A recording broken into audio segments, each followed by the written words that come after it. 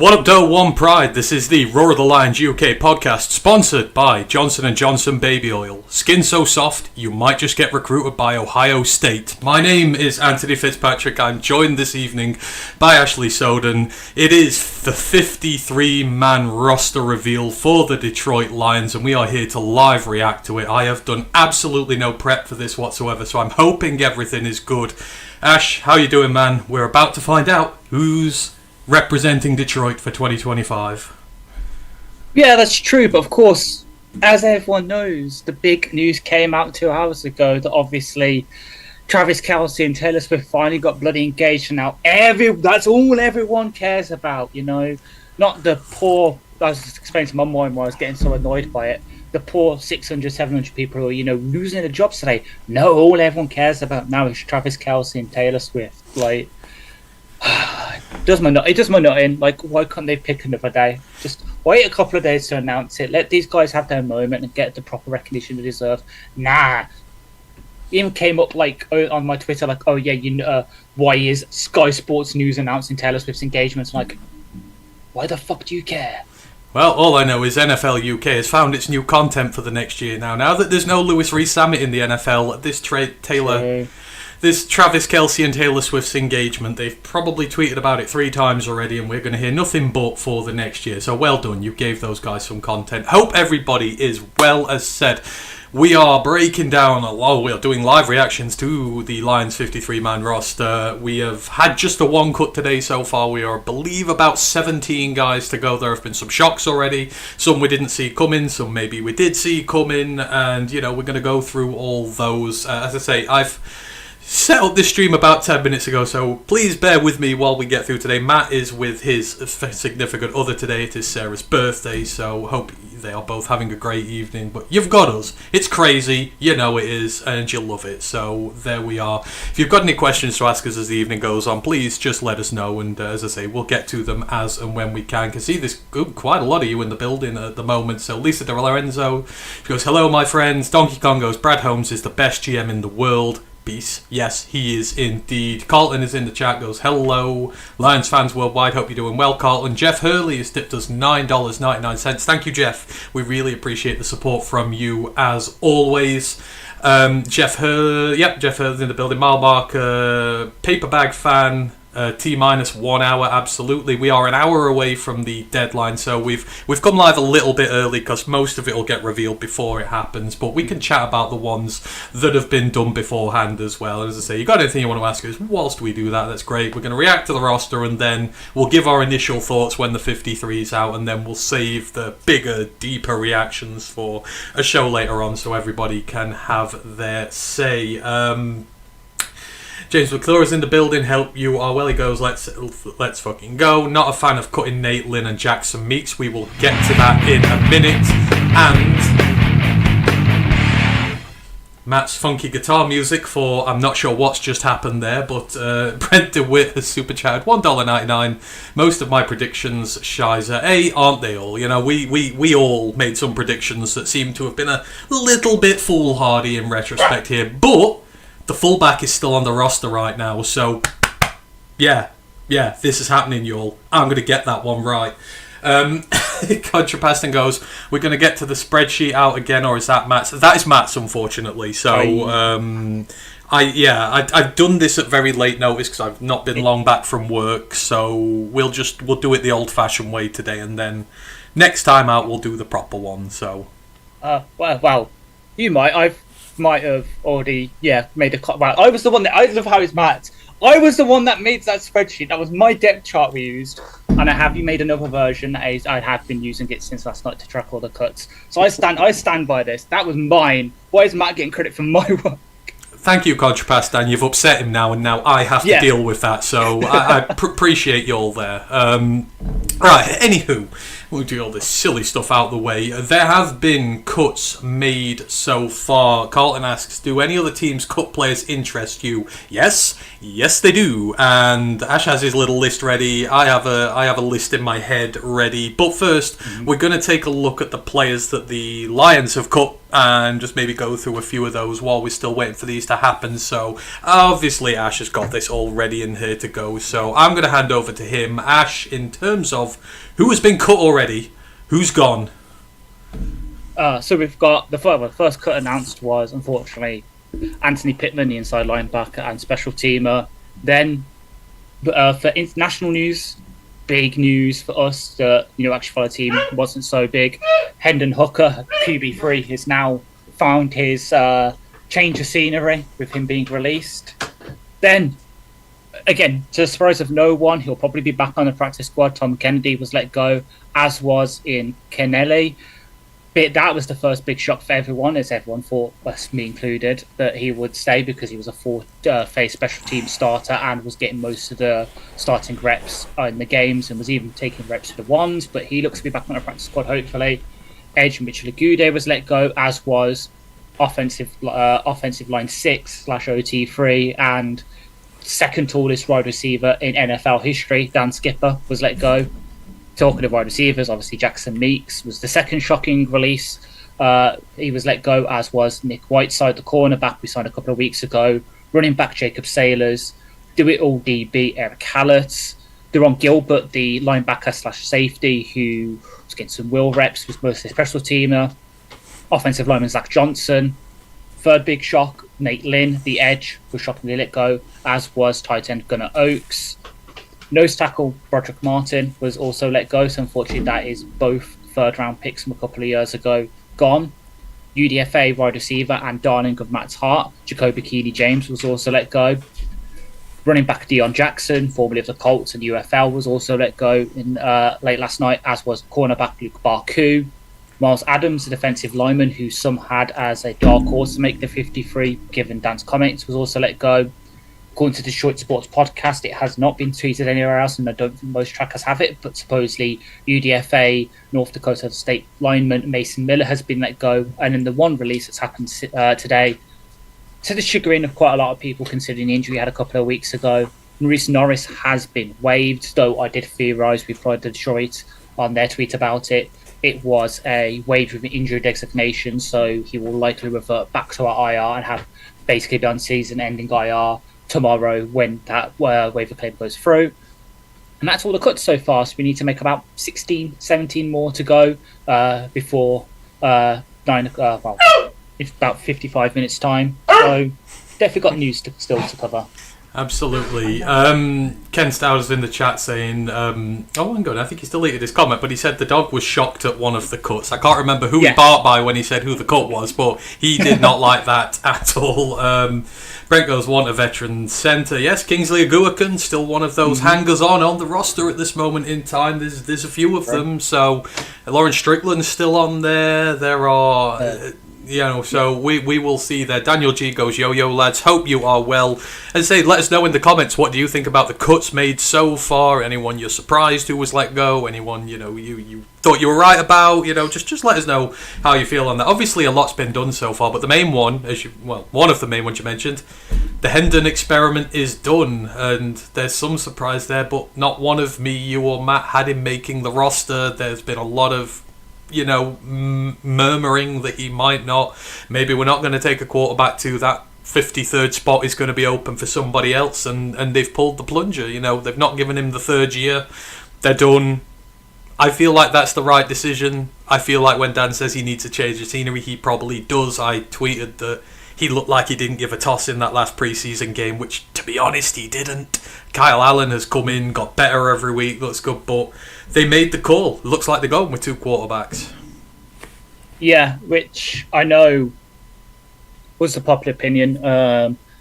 I still have a sneaky little feeling that we will go in for free. I am holding my hopes out that one of the big releases from the Eagles yesterday, rookie quarterback out of Syracuse and formerly of Ohio State in Carl McCord, I really want to support a waiver claim in for him, just because as much as I liked Hendon. He did have all the tools.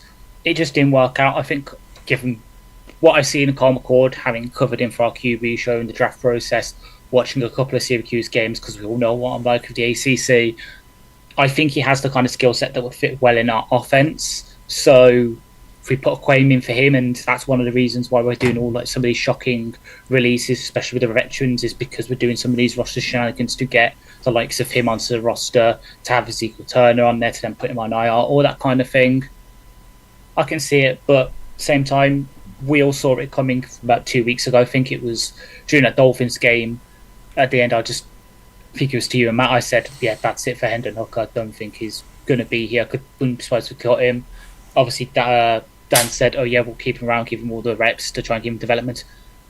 Yeah, he was just checked out. He was just checked out in that game. And that final interception he threw, just so bad. And yeah, it might just be it just wasn't the right fit. I could see him getting picked up maybe by the Jets as one of their sort of guys, because he fits their system a bit better. He's more of a Justin Fields QB than he is Goff. But unfortunately, after 2 seasons, because obviously he spent the first season on IR basically with that injury he suffered in college, it's over for Hendon, and we do wish him all the well. Just didn't work out here, unfortunately. No, it always felt like the wrong scheme fit here. Like, you want someone in Goff's mold because the offense is so tailor-made to what Jared Goff does, which is a good thing. You want someone who's good out the pocket, who thinks first, doesn't run second, and it always just seemed like the wrong fit for him here. And, someone like Kyle McCord, I agree entirely, would work better here. So maybe we'll see if they put in a claim for someone, but assume for now they go with 2, and then they might change that sitch tomorrow. But yeah, obviously we wish Hendon the best. It's never nice when a player doesn't work out. He may come back. I doubt it. I feel like if you've kind of said to him, no, we're done with you now, and to bring him back to the practice squad kind of just feels a bit laissez-faire, as they say. So, hopefully he gets his shot wherever. Some comments coming in. Contrapastan goes, Hope Mo is out this year. It's best for his head. I know he hates it. Probably is. I don't know the severity of the injury. Probably is best he missed some time at least and gets his head right. You don't want to rush back and then take another hit and then be done so quickly, for sure. Lisa goes, Skipper and Meeks was shocking to me. Ken Stouder goes, I'm a bit surprised and bummed with Skipper. Glad they moved on from Hooker. James intentionally didn't go live on Twitch. All it is, I'm trying to keep the stream. For me, my stream latency can sometimes be a bit funny, so I run it on one stream as opposed to several, just so it stays good. That's why I don't stream much more. So it is intentional just for this one, isn't it? Not that we hate Twitch, it's just I'm trying to keep the stream good and proper this evening. So, I've only done it for that reason. But we will be back to Twitch as usual. RP goes, good luck to Hendon. Said that he didn't ever pan out. Sad that he didn't ever pan out here in Detroit. Yep, that's the feeling there. Donkey Kong goes, Brad is the best GM in the world. Absolutely. Ken goes, how many draft picks has Brad shot the moon for a guy that's injured and worth more than the pick? Seems to me we have gone for it many times. Has only worked out a few times so far. Yeah, I mean, it's kind of the draft in general, injured or not. You take shots, you don't land them all, and that draft is now panning out to be the first 4 like world class and the rest after absolutely disaster class. But you'd rather hit that top 4 than the last 6. So that draft class is still going to go down as one of the best as all time. A comment I went past just to put a video. So Brent asked, Meeks caught everything. Lovett's hands are questionable. Did special teams decide that one? I will hand that over to the resident special teams expert here. I would say yes, but it's not like Meeks didn't take part in special teams. I think it's more the upside that Lovett has as a gunner and the potential to be, as I've long theorised, and now other publications have caught up with my theory. It does seem like the team is maybe grooming him to be the long-term successor to Cleve Raymond. I think that's what won out. So it's partly that. I also believe it's because Meeks, unfortunately, with the body type he is, and again, take it off the bingo sheet, it's Ash talking about X-receivers again. He's an X-receiver. He can potentially play inside, do some slot stuff, maybe do some Z receiver stuff, but his main skill set is as X-receiver. For once we've got a logjam there, we've got Tim Patrick, who was taking snaps with the 2s and 3s in camp, and we've got everyone's preseason darling now in Isaac Teslar. He would be third in that rotation. He wouldn't probably get many snaps on offense, so he'd probably be inactive. And is it worth carrying Meeks on the roster to being inactive when you could maybe carry someone else who, depending on injury situations, could be inactive. So let's say Keith Cooper Jr., for example, someone who people might see as a surprising he hasn't been cut yet as a UDFA, who didn't really do much in preseason games. But I can see him being on the 53 to be active for the first couple of games while Meki Wingo works his way in, while Pascal works his way back from PUP as well.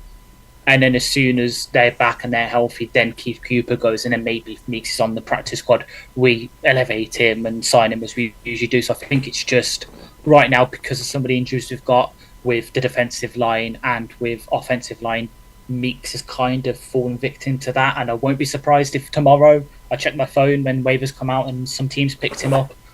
Minnesota, Chicago, San Francisco, these wide receiver needy teams, maybe the Raiders if they do trade Jacoby Myers. And I wish him all the best. But that's how it is now with a roster, where sometimes we've got to make these tough decisions and it happens. But yeah, I think it was partly special teams and partly just where he plays. Okay, hopefully that answers that one there for you, Brent. We're getting more comments in about Skip, and Geordie Manchin says, don't we think Skip being cut is to allow someone else on the 53, then put on IR and then bring Skip back? Now, initially, everybody thought that was the plan. You know, he would be the one who always took the bullet for this team. However, the beat writers have been a little bit more downbeat about his chances here. There's been a lot of stuff coming out about how supposedly Jamarco Jones has looked so much better than him in camp, especially at the left tackle position, and has really been outperforming him. And there's a lot who've been critical of been performances over the preseason, now leading to a stronger belief that actually he's done for real and that he might not be back here at all. Now, I don't know. Me personally, I'd say we're in a bit of a 50-50 part here. I thought Jamarco Jones was horrible in the games. And I like Jamarco Jones, but I thought he was horrible in the games. But as we all know, Dan and Brad and everyone value the joint practices more. They value the training more. Apparently that is where he has shown his teeth as opposed to where Skip has. And let's not act like we haven't all been wanting an upgrade on Skip for years now. Like, we love Skip to death, but you kind of want a better offensive tackle 3 in the league. So, I mean, I don't know. What's your gut telling you, Ash Freud? Do you think this is just the IR stint and he's going to be back, or do you think that maybe, like we've seen, like they're getting ruthless now? Hooker gone, Broderick gone, high round draft picks gone. Are they now going, well, actually, we've got to make some of these bigger cuts, and that might be it for him? Honestly, before the Maurice Norris news, I would have said it's an IR thing, because at that point, you would have had Maurice Norris, Tristan Colon, and Ahmed Hassanin, who were all candidates for that IR to return spot, which you only get 2 of right now. So I would have said, oh yeah, it's that, and then tomorrow when we place one of them, whichever one doesn't get it today, onto the IR, so then it can return later in the season, we bring him back. But with the release of Maurice Norris and all this news coming out about Jamarco Jones looking better, particularly at left tackle, in the sort of camp, which I know obviously the team does weigh the games, but also those situations they do value quite a lot. I can see it being the final nail in the coffin for here, which is sad because obviously he's sort of a franchise legend. But if Jamarco Jones has looked better at left tackle and will be that swing tackle, so if anything happens to Deck or Saul, he can step in and play in a pinch and actually give us functional tackle reps. And then you have someone else on the roster who could do the 6 offensive line stuff that Skip really made his name for the most part. That's the reason he was here, is because he was such a good 6 offensive lineman. Be that Giovanni Manu, be that Cody Oshika, who as I keep repeating time and time again, he has played right tackle in the league before for the Eagles. Or if it's just we're phasing that role out completely and we're not doing 6 offensive line sets anymore, and we're doing more traditional 2 tight end sets or 2 back sets, all these kind of things. As I think it was Riz put on Twitter, I think the team right now that probably values having Jameer Gibbs and David Montgomery on the field in a goal line set more than they value having Skipping as a 6 offensive lineman. So honestly, yeah, I think it, unfortunately, for the sort of cult legend that he is now, as I said earlier, he is technically the 2nd tallest player in NFL history to catch a catch. He's got all that legend on him, and he will go down as kind of the same way that Wallback has, as a sort of guy everyone looks to as this is what the Lions mean in a way.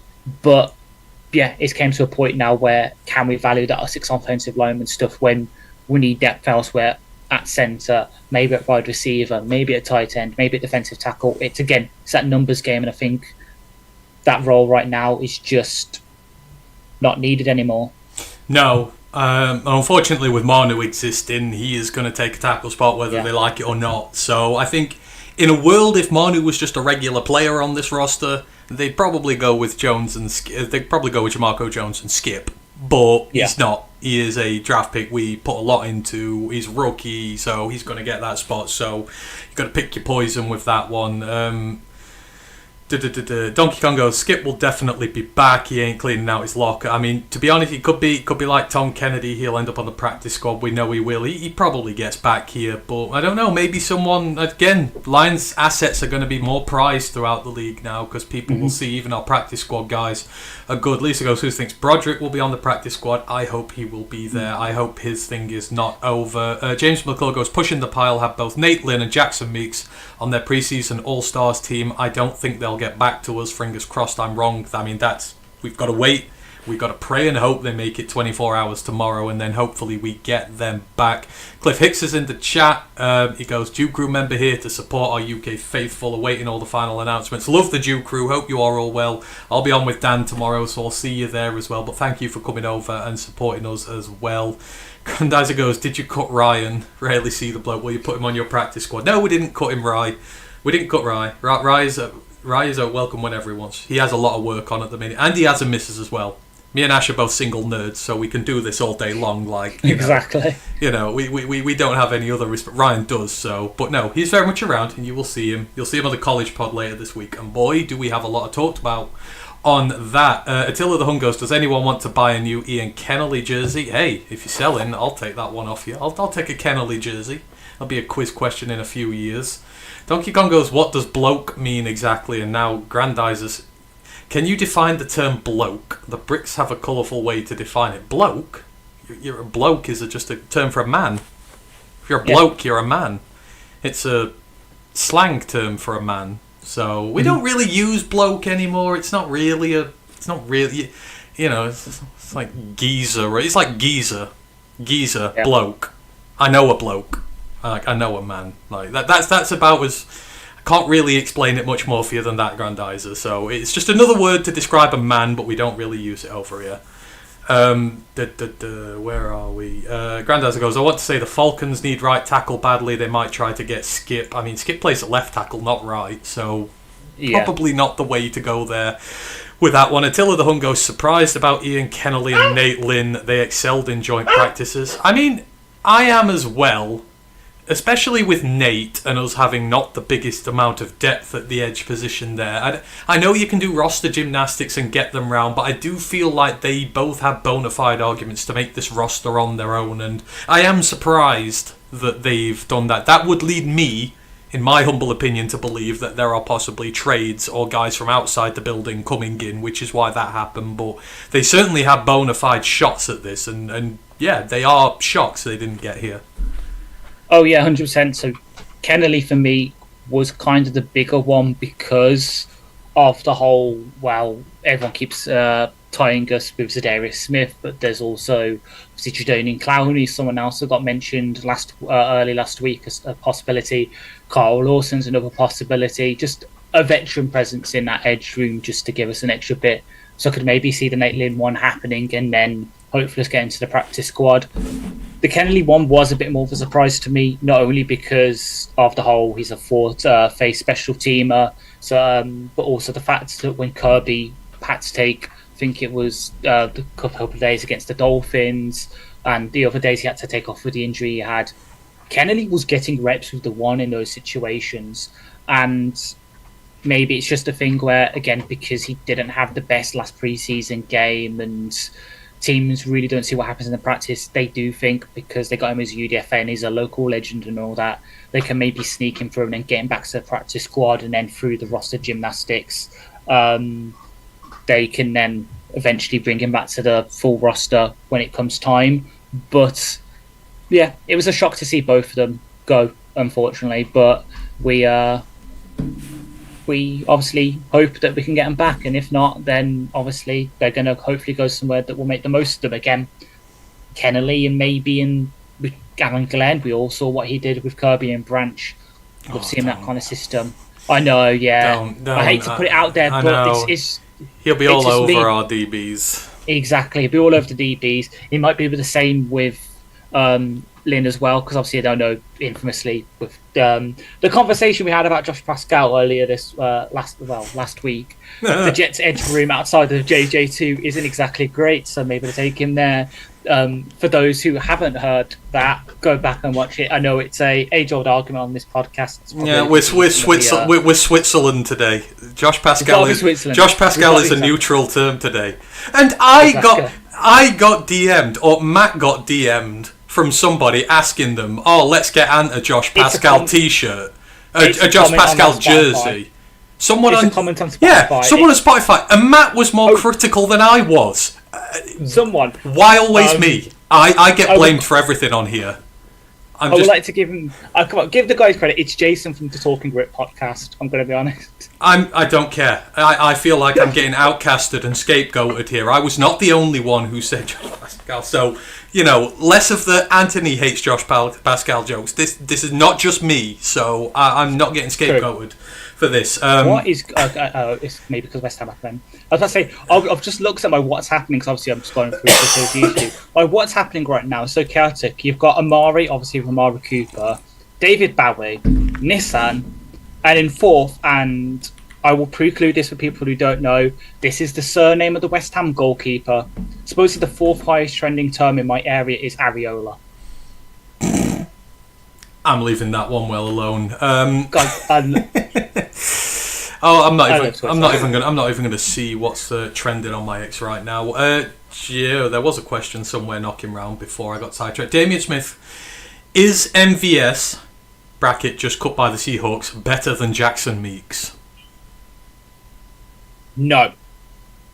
Even though MVS would be a good backup to JMO in the Z role, we've got Khalif who can do that, and Jackson Meeks can actually catch the ball. I think MVS, without looking, I want to guess his catch rate is about 50%. That ain't going to cut it with Jared Goff, whose his whole thing is, you've got to catch the ball, you've got to do it on time. That's not an MVS, but MVS fits better with the Patrick Mahomes, the Jalen Milrose, those kinds of QB. Josh Allen, maybe, obviously, he was there with them last year, wasn't he? Those kind of QBs who are more improvised and don't really care about route running and that. They will want you to get open in those situations and present an option. So for us, no, Jackson Meeks is better, but I can see why certain teams would value MVS over Meeks. Lisa, MVS is Martez Valdez-Scantling, the old Packers receiver who's been knocking around the league. He's got NFL experience on Meeks, and that's it. But I agree with you. I'd rather Meeks be here than MVS, to be quite frankly. Grandizer going back to Skip means sorry, meaning that maybe the Falcons will want to move Skip to right tackle. Also made a comment about Skip starting on 60% of the teams in the NFL, which I would dispute. I don't have the figures at hand. I do not have the figures at hand, and you've just challenged Ash to this there, but I'm confident that you wouldn't. I think he might start on 20% of NFL teams. And that's it. Brent goes, Bears fans want Skip. Yeah, well, Bears fans like our hand-me-downs, don't they? They're just they're bottom of the barrel now. They're with Macklemore in the thrift shop. That's where they go for their gear. We shop highbrow now and we get good stuff. Lisa De Lorenzo goes, I seriously do not think the 6 OL plays will be done. And that, like, the top 6. I still see OL movement, and a lot of it from outside the building. That's for sure. There was a question about gaffer. Daniel G goes, how did gaffer become a thing in English football? Gaffer is a slang term for your boss, which you use at work. Your gaffer is at work. Your manager in football is technically your boss. So that is something that's translated from, everyday blue-collar working life there. Yeah, your boss at work is your gaffer. And, that's basically what football is. Your manager's your gaffer.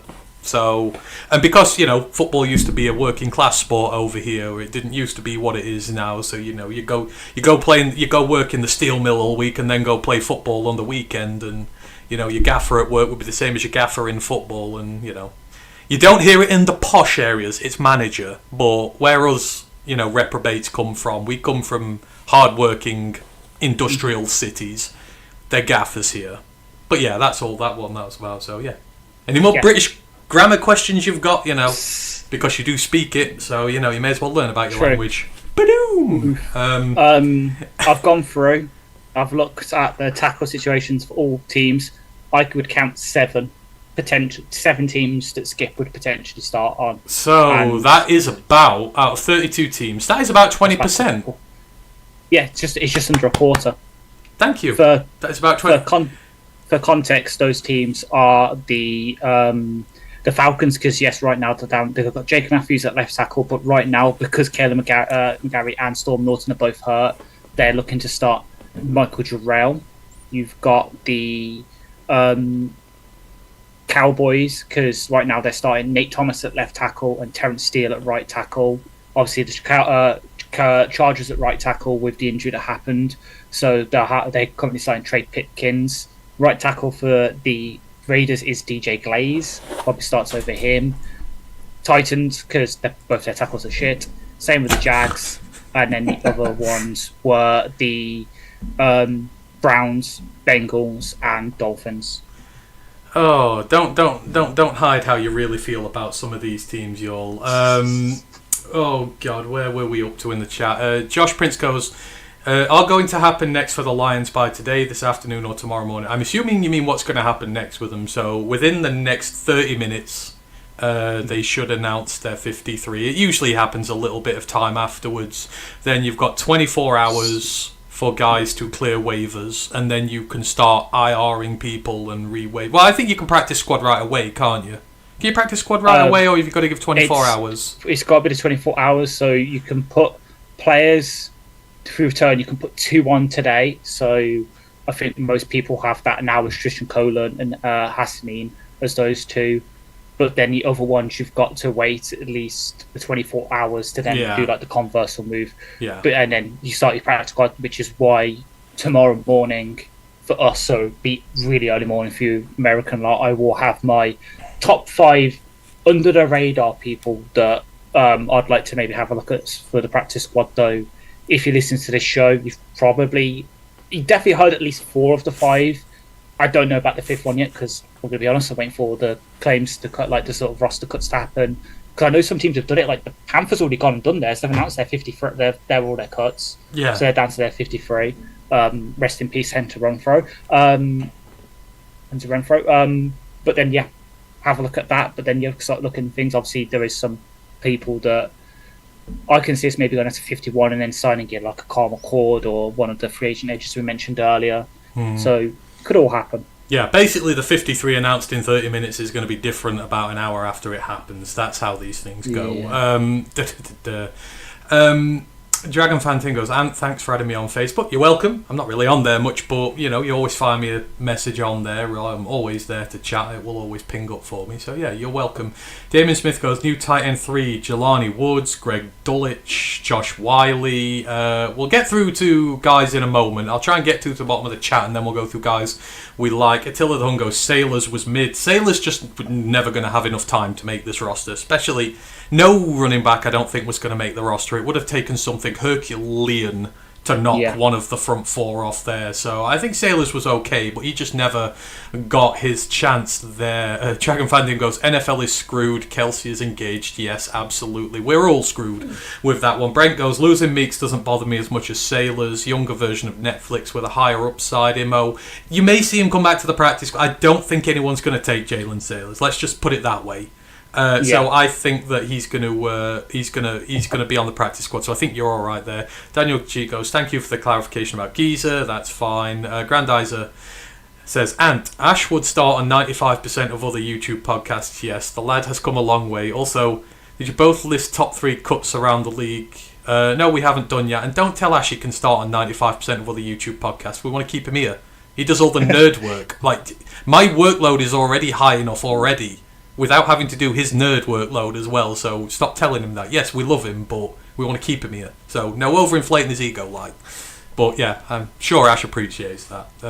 Okay. Attila the Hun goes, Meeks would have been nice to replace Tim Patrick next season. That's why I had him on my 53. I thought they might try and run him and Tesla enough that they could take over from Patrick when other stars started coming back off. They may still try and do it practice squad way, but I'd have taken Meeks as an extra receiver. Donkey Kong goes, they could have kept Meeks. The problem was they did not want to. Maybe it's cap logistics with a lot of these.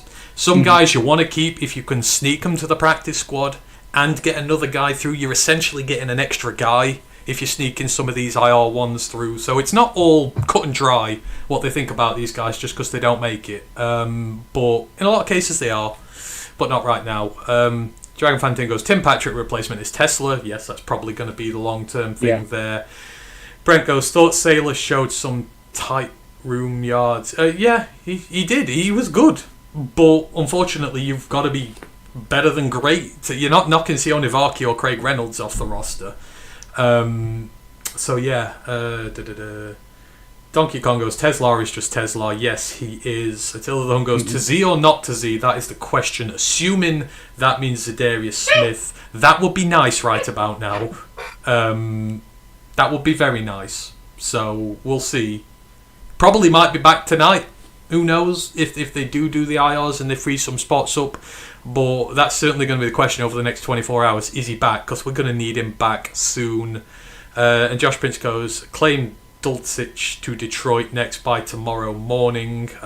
Maybe. So maybe we can talk about that now. I've got through most of the things here. I don't think I've missed any questions. If I have, just keep spamming me and I'll get to them. There was a grammar question in there somewhere, which I will get back to in a bit. But people you're looking for off other ones so far. Obviously, there's still a lot of players to go, but you've got your initial list of 4. I'm just going to quickly slide one in there and say I don't know how we fit him on the roster, but the Jets let Malachi Corley go, and I would like to find room for Malachi. We've got enough slot receivers already, but I would like to see Malachi Corley on this roster, but that's more hope than expectation. But who are some of the early guys you've got from other teams let go that you'd like to see here? So obviously the first one, I mentioned him earlier, but Carl McCord, as we mentioned at the top, I think he'll be a nice fit for QB3, and he's a nice developmental option. Obviously led the NCAA in passing yards last season, so we know he can produce in those kind of systems. Get him in if we can, but I know obviously teams, we're like 28th on the waiver claim, so he's got to get through quite a few teams that might want him a bit more. So it's him. There's the edge, Isaiah Foskey, who was picked a couple of picks before Brian Branch, got released by the Saints. I know Ryan loved him coming out of Notre Dame, had some really good seasons there, just hasn't really fit in with them. See a few injury concerns with him, but as a nice rotational piece, edge, where we need some depth, I'm all for that. Linebacker, and it's someone I actually mentioned on the stream for the Texans, and they've just let him go, but linebacker Jackson Woodard out of UNLV, I know and absolutely loved him, can do special teams, is the kind of fun, but basically imagine a younger version of Grant Stewart in a way, and you've pretty much what I imagine Jackson Woodard to be, though I think Woodard's got more upside to be a better coverage backer as well, be that sort of 3-down guy, kind of take reps at Mike, Sam and Will if we need to. And then the other two are defensive linemen. So Cam Horsley, the UDFA nose tackle out of Boston College this year, he's been released. He's someone I wanted to look at. And then again, no surprise to people because I profiled him for us a couple of years ago in the draft cycle, the defensive tackle Zach Pickens, who was out of South Carolina. The Bears have just released him, just was buried on their depth chart, but he had some of the qualities we look for in that free tech. So quick first step, able to get penetration, and he can play that free tech 4-right big end role if we need him to. So again, someone can bring in to go in the practice squad, fill in that role if we have any more injuries in the meantime while we wait for Aleem to come back. Not to concern you, but you are getting accused of animal cruelty in the comments there. So I promise you. So both, like, for context, so my parents, my family here are all in bed, and the dogs do like to come up and down. So I've got Freya, the young one, by me. she will probably go crazy in a bit. She always does.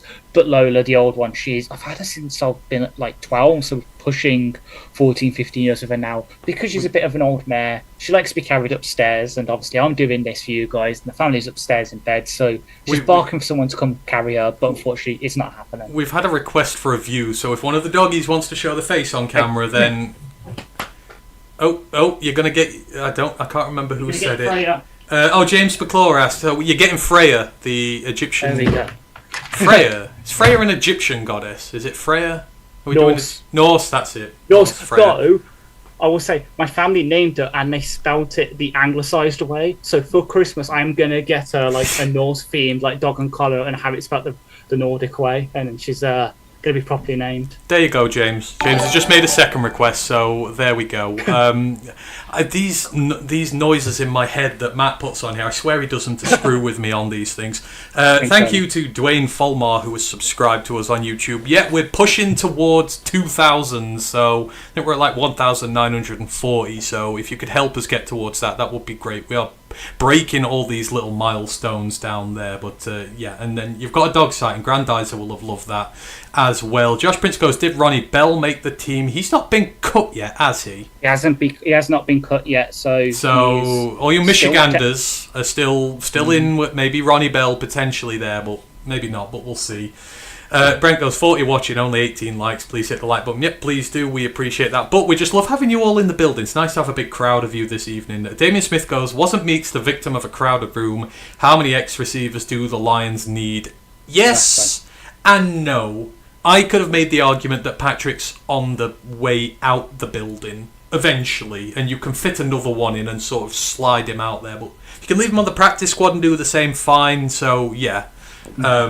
Maybe he was, but I think he still has a use here, so we'll see with that. Grandizer goes, question, Panthers cut rookie guard Luke Kandra out of Cincinnati, I think, yesterday. Ooh. You were high on Kandra, and should the Lions get him for guard depth help? I'd love that. Hang on, he was a fairly big...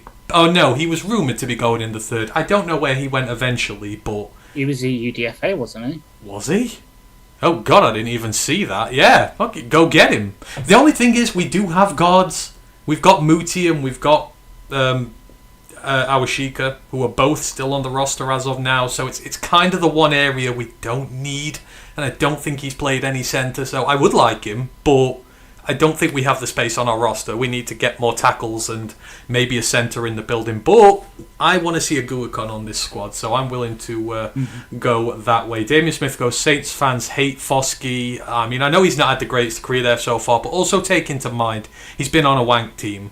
And that can always affect players. Obviously, some of it's the players' fault, but that Saints D-line's been a bit trash. That Saints team's been trash these last few years, so it's not always conducive for a rookie to be able to come into these situations and be the best they can. So, new scenery, like Hooker, who knows? But, yeah, certainly what the fans think, there's merit behind it, so he'd need to do a lot here. Contrapasson goes, is Spencer Rattler or Daniel Jones going to start more games this year? Ooh, well, Spencer Rattler has just been announced as the starting quarterback for the Saints. I don't feel like he's going to see out the season. I feel like we're going to see Tyler Shook eventually. That's actually quite an intriguing question, because we could see Richardson, but I feel like the Colts are done with Richardson, and they don't really want him to play no more. So I think Daniel Jones will play more. Exactly, yeah. I would have said Daniel Jones, because you've got a three-way battle down in the Saints, because obviously they've got Rattler, but with Shook and I can't remember the other guy is, but they've basically got three people who could do that, where like as soon as one has two bad games, right, the next one's up, right, you've got 2 games at least, right, you've had 2 bad games, right, you must do this. With the Colts, because of what's happened with Richardson, it's going to take an absolute clusterfuck for it to go wrong for Jones to get benched properly. So yeah, Jones is probably going to start more games, unfortunately. As much as I'm a Tyler Shook fan and I want him to play a lot.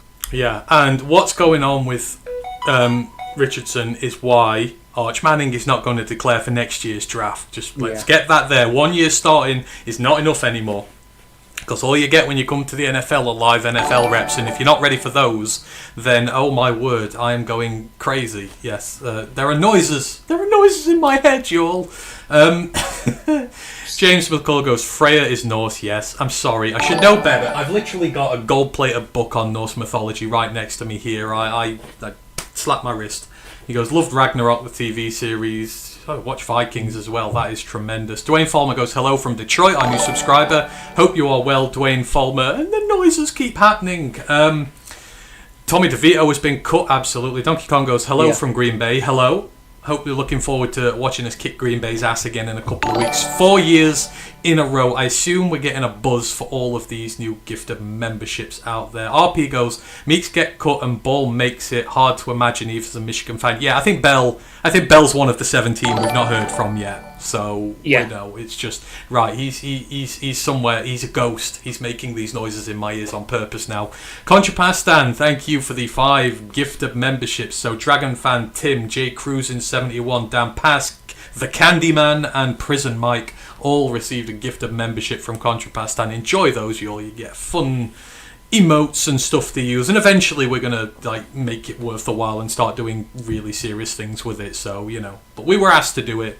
We will make sure it's worth a while in due course. Brent goes, Patrick has a proven connection with Goff now. We're going to need every advantage we can until ROL gels, but Tesla's coming for sure. I believe that. I think Tesla will start slow and work his way in, and that's just fine. That's why I don't want everyone building him up with all these nicknames and he's going to have a 1,000-yard year, because you're just opening it up for beat writers and fake news hacks and, you know, clickbait journalists to come out and ruin him after a month if he has a slow start. We all know it'll happen. It happened to Terry and Arnold last year. I don't want to see the kid dragged down. I want him to be able to enjoy himself and to be able to adjust to life in the league. And Tim Patrick still has something to offer this team. Like, we, you know, the more players, the better, and it's going to be good for him to learn off. Damien Smith goes, I just want the Saints to beat the Bears. That would be hilarious. Grandizer goes, question, the Falcons cut defensive end Morgan Fox. He is 30 years old. Would he fit with the Lions' scheme / could help the Lions out at pass rush again? I will defer to the scheme man here.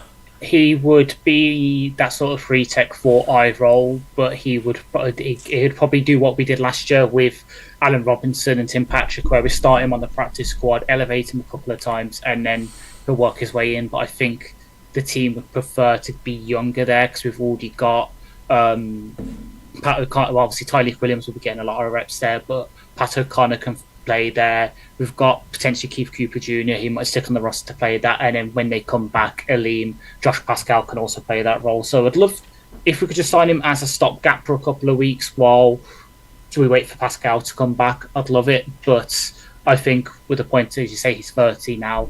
Would he agree to sign here just for a couple of weeks and then get cut and have to start looking again? I don't know. I agree with you. We need to go younger at edge, and I know we got Hassan in, but we're not going to see him for a while now, so we'll continue to like to go younger. There, oh my God, the greatest news ever has just come out. The creators of Cobra Kai are making a Knight Rider movie.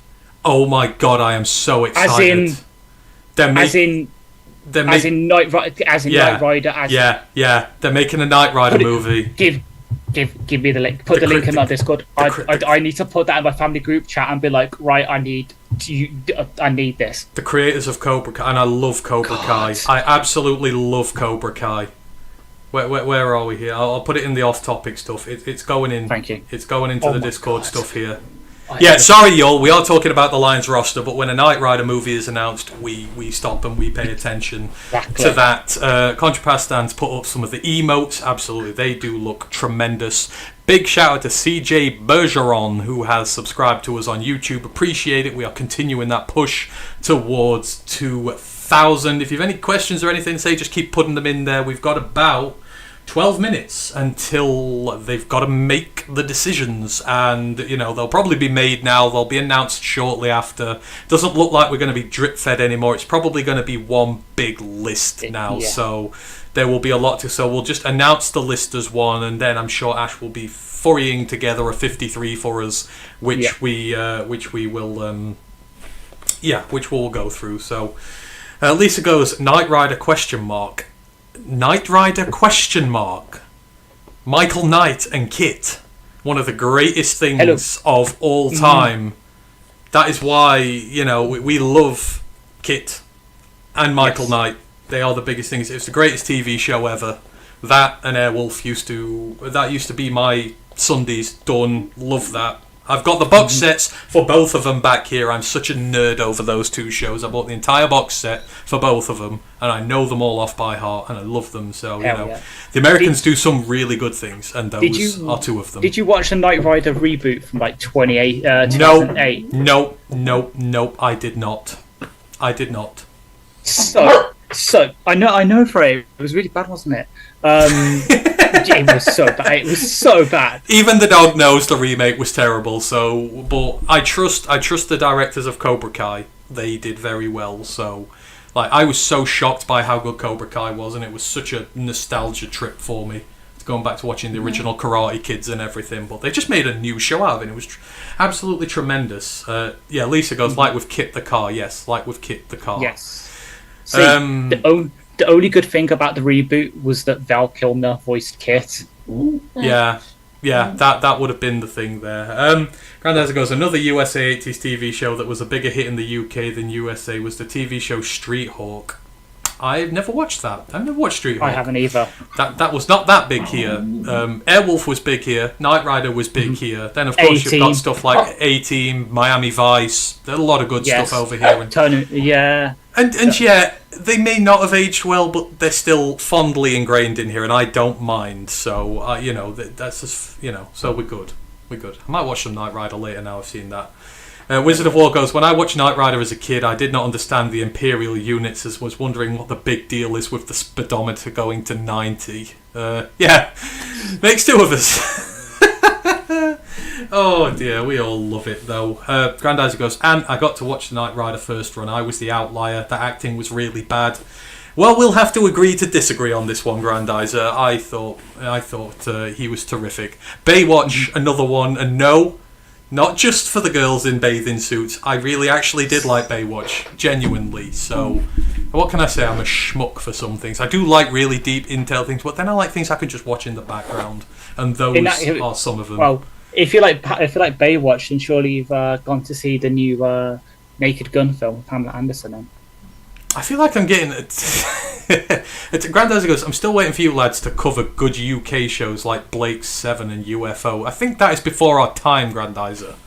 If we want to talk those kind of shows, Captain Scarlet and the Mysterians, now we're talking. No, Americans love Jane Austen novels. I used to work in a hotel where Jane Austen stayed when she wrote Pride and Prejudice. Oh my God. And the amount of American tourists we had come. There's a film scene from the new one, because Chatsworth, which is a big stately house, which is 20 minutes away from me, was what they used for Darcy's mansion in that. And it honestly is a hotbed for stuff. They love our royal things, like what was the big royal suit with the crown? Not the crown. Was it the crown?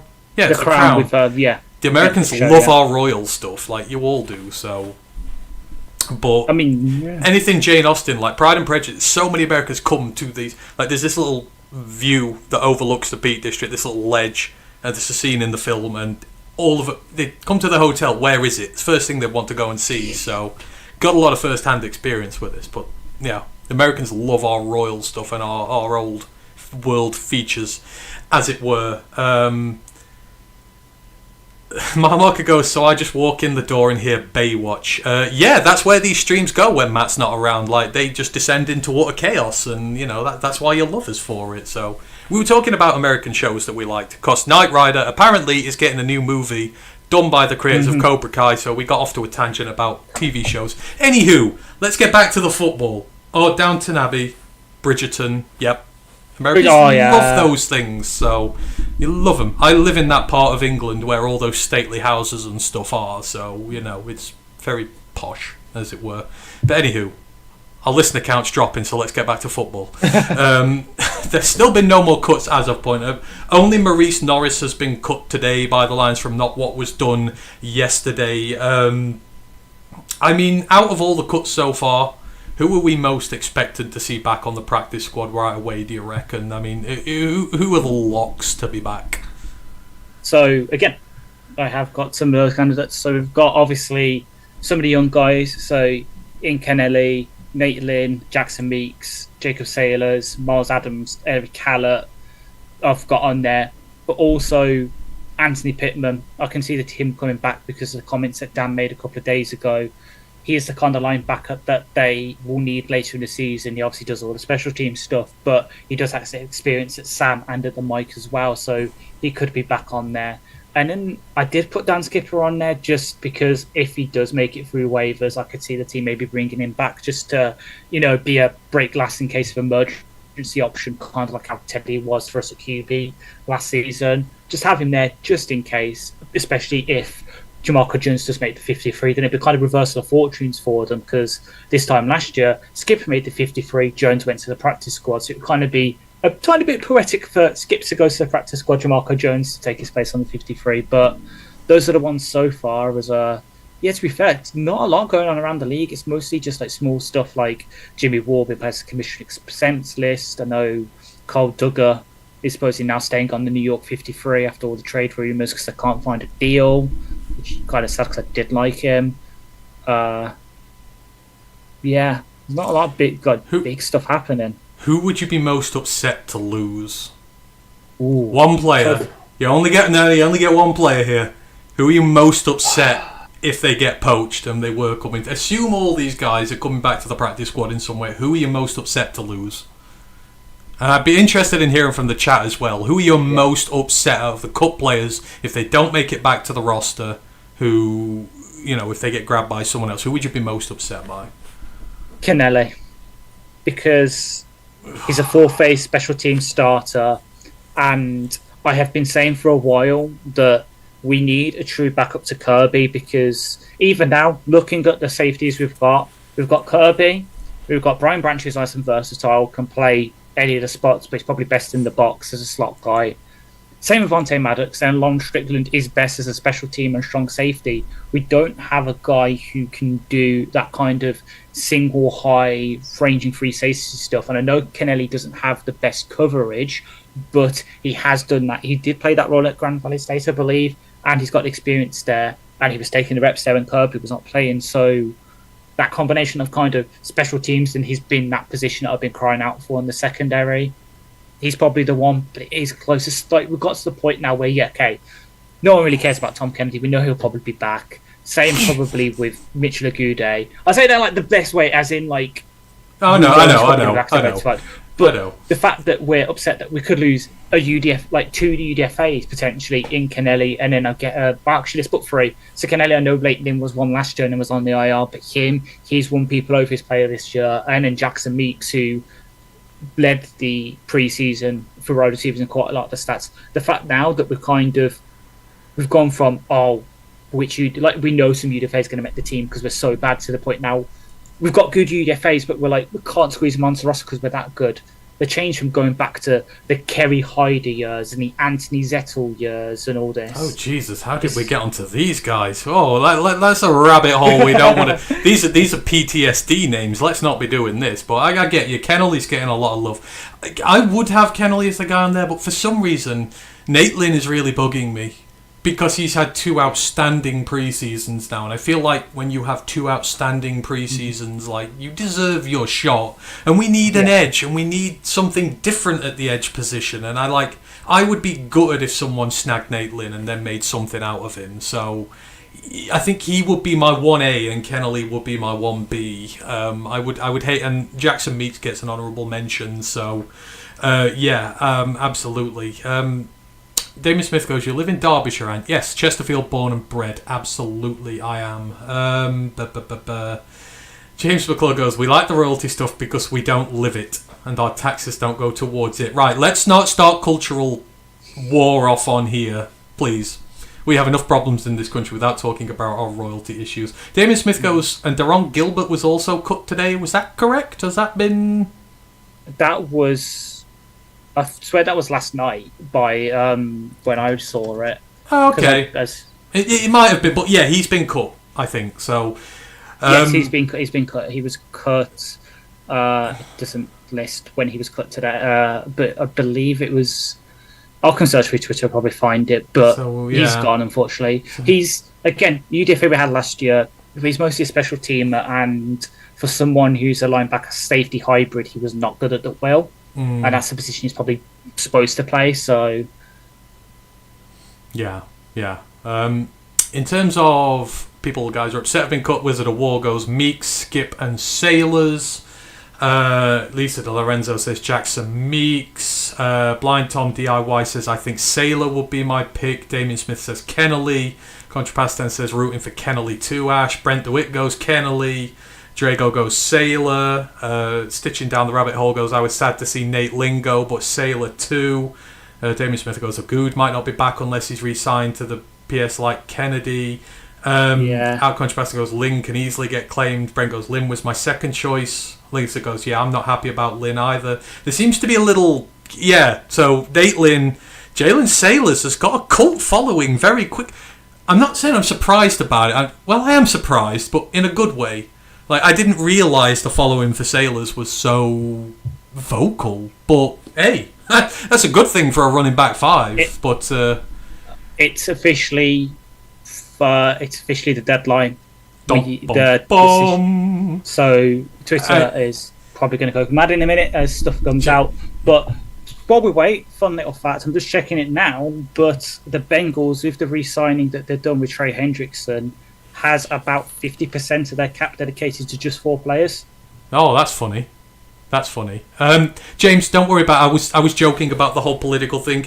You do what you want. We are Brits. We take barbs on our things, so you do whatever you want. That's fine. Honestly, we don't take it personally. It's it is a contentious thing, but we don't mind. Yeah. So the Bengals, if you just count their top 5 players of Burrow, Hendrickson, T. Higgins, Jamar Chase, and Orlando Brown Jr., have 50.26% of their cap dedicated to those 5 players. Yeah, absolutely. They are. Yeah. Grandad goes, Ash and Ant, is this still a good address for you? His Majesty the King, care of the Roar of the Lions UK, Buckingham Palace, London. Grandad, we are Northerners. Oh, well, I am. He's a Midlander. We're not Southerners. Like, we are... Our address is hardworking, gritty Northerners and Midlanders in Sheffield or Newcastle. That's our address. Yeah. We are not London, guys. You should know this by now. Despite what Paul Heyman said about my city yesterday. Oh, Paul Heyman's gone heel. He is really going after people. What did he say? He said, you Brummies, you're not tough enough to live in Manchester and not good enough to live in London. I was like, bitch. I love him. I loved it. I loved it though. The wise man is wise. Thank you, Paul Heyman. That is just tremendous. I loved it though. As a sort of, I know this is a popular answer, but I do like Rhea Ripley and AO Sky. So what happened last night with them two, I was like, I love this. I can appreciate this. Oh no, big Becky Lynch fan. I just fucking love Becky. Right, okay. Sorry, just quickly go through a few bits before we get where Lisa goes. Last 2 cuts were Norris and Gilbert. Yes. Wizard of War goes. Which potential backup QBs have been cut that could be bought in instead of Hendon? So many. There's loads. I say there's loads, and then I draw a blank, but I've not got all the information right in front of me. But Wizard of War lists Tommy DeVito, Kyle Trask, DTR, Kyle McCord is the big one, Bailey Zappi, Easton Stick. We don't mention Easton Stick, the fumble machine. We all liked Kyle McCord. Like Kyle McCord's definitely one. And who else? God's Commanders. Sam Hartman played really well in the preseason. I know he's been cut literally just. Trying to look. Come on. So this is why I hate using my laptop. Snoop Huntley. I know he's a different fit to what we use, but he's obviously a Pro Bowl QB. He shouldn't be on the waiver wire. It's quite like Mike White might be able to do a job. I know he's done it a while ago. He did that, but he's there. Oh, CJ Dupree's been cut by the Patriots. Yeah. Stick did play well in the preseason, Lisa, but a lot of bad QBs do. Yeah. But yeah, he's there. Brett Ripien, Huntley, those are mentioned by Wizard of War. Debt Fan Man goes, I'm just waiting for Ash to update the Discord. Fastest NFL news on the web. Yes, even quicker than a bot. Try. Some Discords use bots to put the news on because they do it instantly. Ash is quicker than that. So that's why people in the Discord will know now that the Texans have traded a tackle. But it's not the one you think. They've traded Austin Deculus, who started at left tackle against us and had a decent day. They've traded him to the Chargers for a conditional 7th round pick in 2027. I want an offensive lineman. I want an offensive lineman trade. Like, can we have one? I want one. Shit. We have the first bit of news. The Lions have waived rookie edge Ahmad Hassan with an injury settlement. Oh, Hassan so has gone. So he's going to revert. They've cut him. They've cut him. That was expected, right? No, they were the expected move was he'd be on the 53 and be put on IR with the designation to return. Oh. Later in the season. So he's just gone. Breaking news. Ahmed Hassan cut by the Detroit Lions with an injury settlement. So now he has to pass through waivers? If he has to pass through waivers, if he does, he reverts to IR. That is his season done. What, his season's over? Yes, unless he gets picked up by a team, let's say the Bears, for instance, and if he reverts to IR, that's his season done. It's kind of like what happened with Nate. So either we lose him to another team, or we get him back and we don't see him this year at all. Wow. So first big bit of news. It's with a it's been changed to with an injury settlement. So he's been paid off. Let's say he's going to be out for 4 weeks. He's been paid off for those 4 weeks. He will then be free to sign with another team. And we can't get him for 3 weeks. So we won't be able to get him for 3 weeks after that. So per Pride of Detroit, they will not be surprised if there's a handshake agreement between the team and Hassan for him to come back. But as of right now, Hassan is not on the 53 or the practice squad. He is now technically a free agent. And so he can't be claimed. That's the crucial thing. Yeah, he can't be claimed until the injury settlement, the length of the injury settlement's up. So let's say that But then we have so we have 4 weeks where no one can claim him. The injury settlement's up, and then we've got to wait 3 weeks and hope no one claims him. Is that the timeline? Right. So yeah, depending on when. So okay, hopefully everyone understands that. So he cannot be claimed by anybody for the duration of the injury settlement, but when his injury settlement is up, he will be subject to waivers for 3 weeks. Technically, he can be picked up by a free agent. He's a free agent now, technically. Yeah, he can be. He can do a deal with another team, and we've got 3 weeks to wait and hope that we can get it back. So the Lions are taking a risk here. They must think that no one around the league values Hassan the way we do, and they wouldn't offer him the amount of money that would cause him to leave. Is this what we did with James Houston, right? Or did we just waive him? We just waived him. But then he was subject to being able to get picked up by others, wasn't he? Because because it wasn't with the settlement. So this is similar to what we did. It's an injury version of what we did.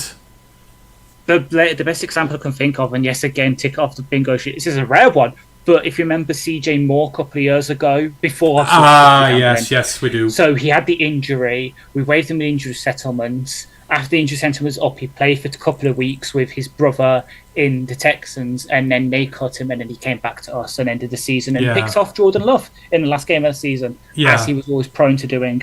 Yeah. Another bit of breaking news.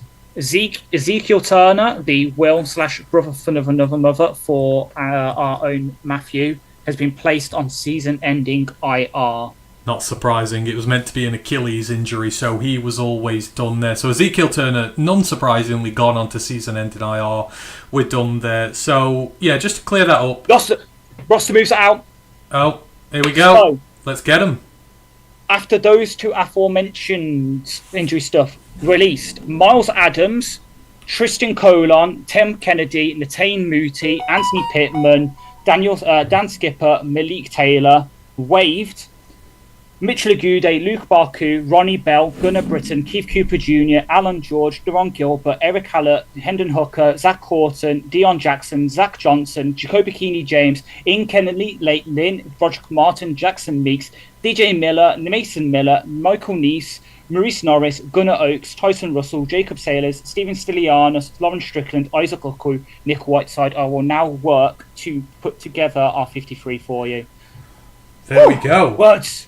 Absolutely, lots going on. So, obviously, one of the main bits of news is still the Ahmed Hassani news. Just to quickly go through that. So, Contrapastan's right. He would have to choose to go elsewhere, and that would probably only be decided by if someone was going to give him a big deal and kind of undercut us for him, which could happen. Fan Man, I thought it was what happened to Houston. It wasn't. But we will re-sign him probably on a longer-term deal as well when he is back. James McClure says, do they actually have to release details on websites published? They probably will pretty soon. I'm guessing the Lions have done that. Tweeted it. Because, I'm guessing the Lions have done that because, as has already been said, there's a deal in place to bring him back, and it allows them to be able to, focus another spot for somebody else in the meanwhile, and they must be fairly confident. And as Dan said the other day about Brad, he's never missed when it comes to somebody getting through waivers and somebody not getting back who they expected to. So Brad has 100% track record in getting back the guys that he wants. So this will just be an off-piste move, let's say, but it means we don't have to waste any IR spaces, put the 53 man up there, it's told. So outside of that, as I say, released Miles Adams, Tristan Colon, obviously. So they've not given Colon the injury designation, no, that we expected. Nope, just straight comp. So Tristan Colon's not been given an injury designation. They have not used any of the two designations, right? They have not. So none of the two IR to returns that you could use to start the season have been used, which is interesting in itself. Mooty's gone, Pittman's gone, Skipper's gone, Malik Taylor's gone, obviously expected, and then a large list of guys. Just looking through the list, anyone who hadn't been announced. So Ronnie Bell hadn't been announced before, Keith Cooper hadn't been, Alan George I don't think hadn't been, Zach Horton, that's a shame, but I was hoping for that one. But outside of that, Mason Miller was confirmed, Neese confirmed, Sailors was confirmed, Ukwu confirmed, Strickland. So safety, they're not taking any of the rookie safeties through there. They're not taking any of these guys. So no Hallett, no Kennelly, no Strickland. So they must be assuming, for now at least, that Maddox and Yassin are going to play significant roles in safety and do it that way. So when Ash has finished doing the roster, we'll go through it position by position just to minimise the amount of stuff coming that way right at you right away whilst we do this officially. I would put it up, but as I said, I don't want to screw the stream up by putting it on there. So the team, according to my calculations, we're at 51. So we are 2 spots below. So we have 2 open roster spots available, and bear in mind we didn't use the 2 IR to return spots, which they could have been used for, and then we could have already reverted them and been back down to 51 again. So unless they already kind of did that and they've just not described it to us, but that seems like there's going to be imminent movements coming in. Let me just try and get to the chat before we go down the full 53 there. Just actually, make sure. Scrap that. We're at 50. We're at 50. So for all you roster nerds out there, we've got 3 spots available on this roster. So maybe Brad is about to cook big time. Carlton goes, he could have been put on IR designated to return. Maybe the injury's more serious than we thought. If it's a 3-quarter season injury where they don't want to get rid of him for the year, but he's not really going to be in a position to come back soon, it seems like it's probably in that November area where he might be out to. So they could have done that. Contrapasta goes, Jordan Love is relieved, no Zeke. Absolutely he is. Stitching down the rabbit hole, they did that to save a spot. It's a big risk for another team potentially. Fan Man goes, bummer for Moody. Yes, it is. Carlton Wood goes, is Keith Cooper staying? No, he's been cut, right? Gone. Keith Cooper's been caught. Probably ends on the practice squad. So, as I have it right now, our roster is two QBs. It's two QBs of Jared Goff, Kyle Allen. No surprises there. No surprises in the running back room with the 4 that everyone thought would keep. We've got 6 wide receivers, the starting 3 of Amon-Ra St. Brown, Jameson Williams, Tim Patrick, with backups of Dominic Lovett, Khalif Raymond, and Isaac Teslar. 3 tight ends with Sam Laporta, Brock Wright, and Zane Silstra. We've kept 4 tackles in Taylor Decker, Penei Sewell, Giovanni Manu, Jamarco Jones. We've kept technically 3 guards in Christian Mahogany, Tate Ratledge, and Kadir Al-Shika. 2 centres in Graham Glasgow and Kingsley Aguakam. We've kept 3 edges in Aidan Hutchinson, Marcus Davenport, and Al-Qadim Mohammed.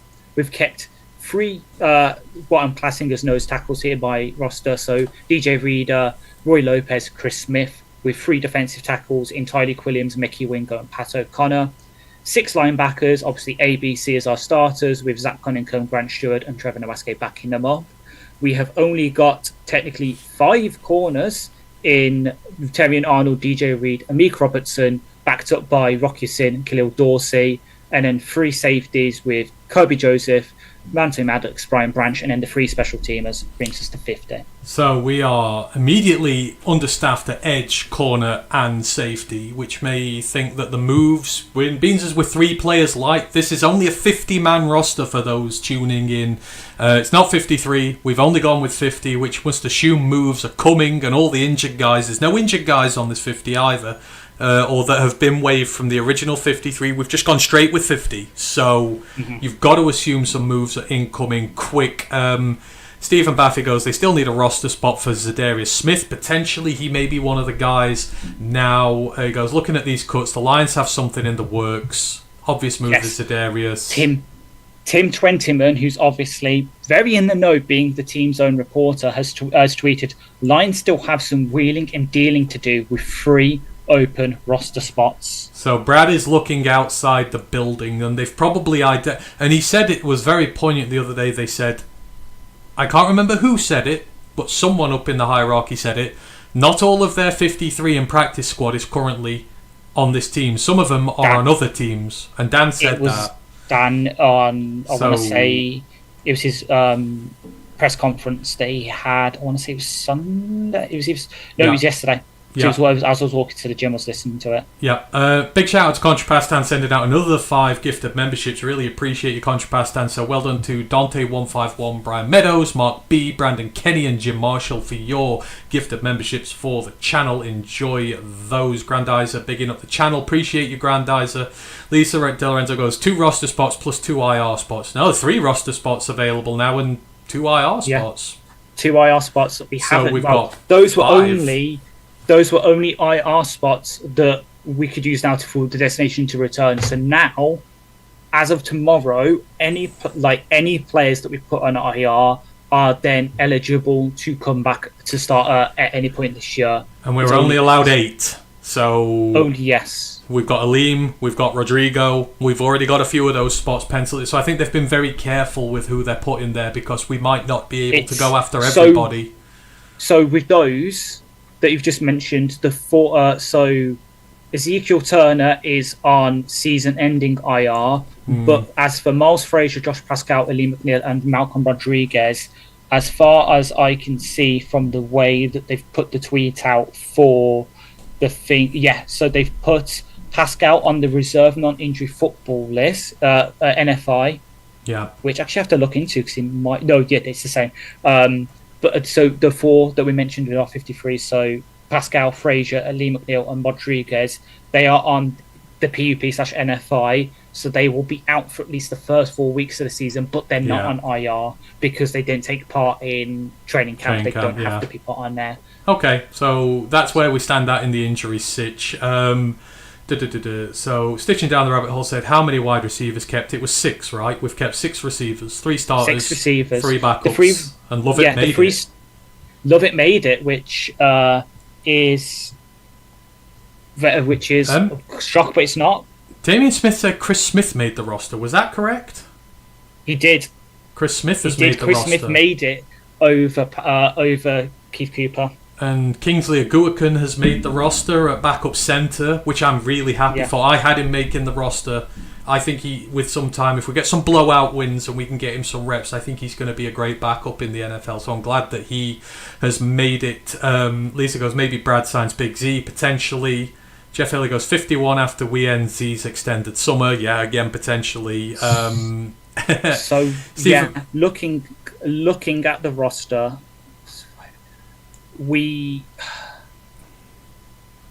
it's edge, because we've only got 3. That's not good. We need another safety and we need another corner. Safety corner, and I'm going to keep saying it. I really do think there could be a QB3 coming. Yeah. There's a lot of things they could be doing, so expect to hear news within the coming day as to what they're going to do with this. We can sign free agents now, right? We can't poach anyone else. Can we poach others now? Any ones that were put on waivers yesterday, we can. Yes. So, for example, Kyle McCord. We can poach now. We can poach him, but I doubt that it's going to happen right now because we're so far behind on the waiver thing. But if that happens, if I look on my phone in a minute and I just put my 53 in the Discord for people to have a look at, then I'll be happy. But as of right now, everyone's putting out their depth charts / 50s. I can't stop myself saying 53 then because it's not, but it does look weird.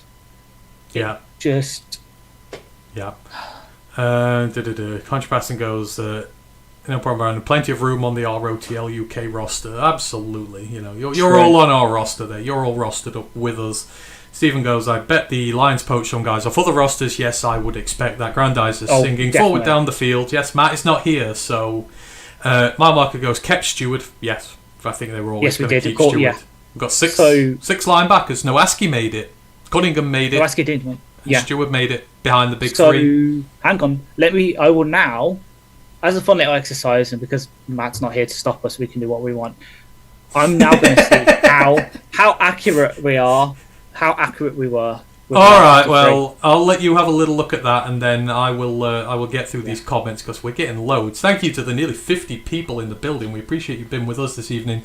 Stephen goes, just saw an interview with the guy that sings forward down the field. He's in a dispute with Madden for using his version of the song Pay the Man. # yes, pay the man. Drago goes, Zadarius Smith will be coming. Lisa goes, yes, Stewart hasn't been cut. Blind Tom DIY goes, I think Zadarius Smith is too old. Potentially, yeah, but we need depth. Doesn't matter if they're old. I think we just need depth now. I'd take Calais Campbell at this point, and he's about 101. He's still on the Cardinals. He is. Wizard of War goes, which positions is Brad hunting, you think? I hope we answered that one. So edge, corner, safety, maybe another quarterback. I think that's where he's hunting right now. If he's not hunting edge, then Come on, Brad, please. Brent DeWitt goes, Stewart is another Rodrigo. Yeah, Rodrigo will be back on the roster, though, eventually. We've got another mark in bingo, and it's not me or you, Ash. My marker goes, our long snapper is safe. Phew.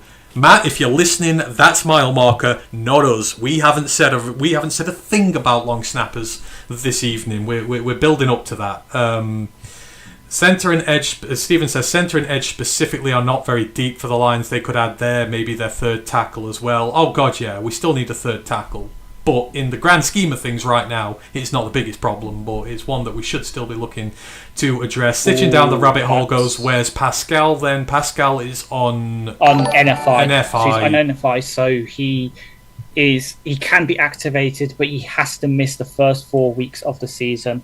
Yeah, absolutely. Drago goes, great job, guys. Appreciate you, Drago. Thank you very much.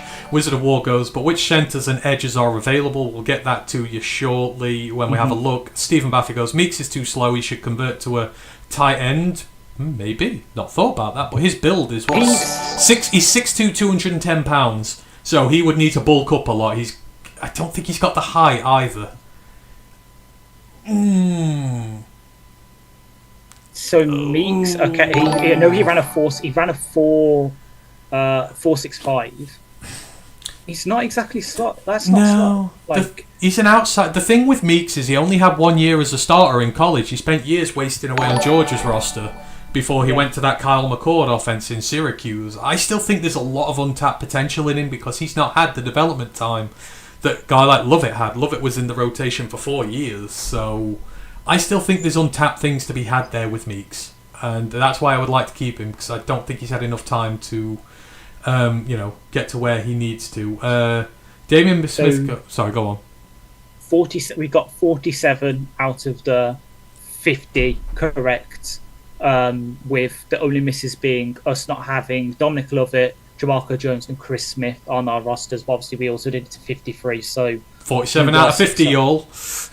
There we go. Exactly, ain't too bad. Ain't too shabby. Our big misses, our big misses were Hassan, who obviously we had 2 out of 3 votes for, and then obviously there was my vote for the to return.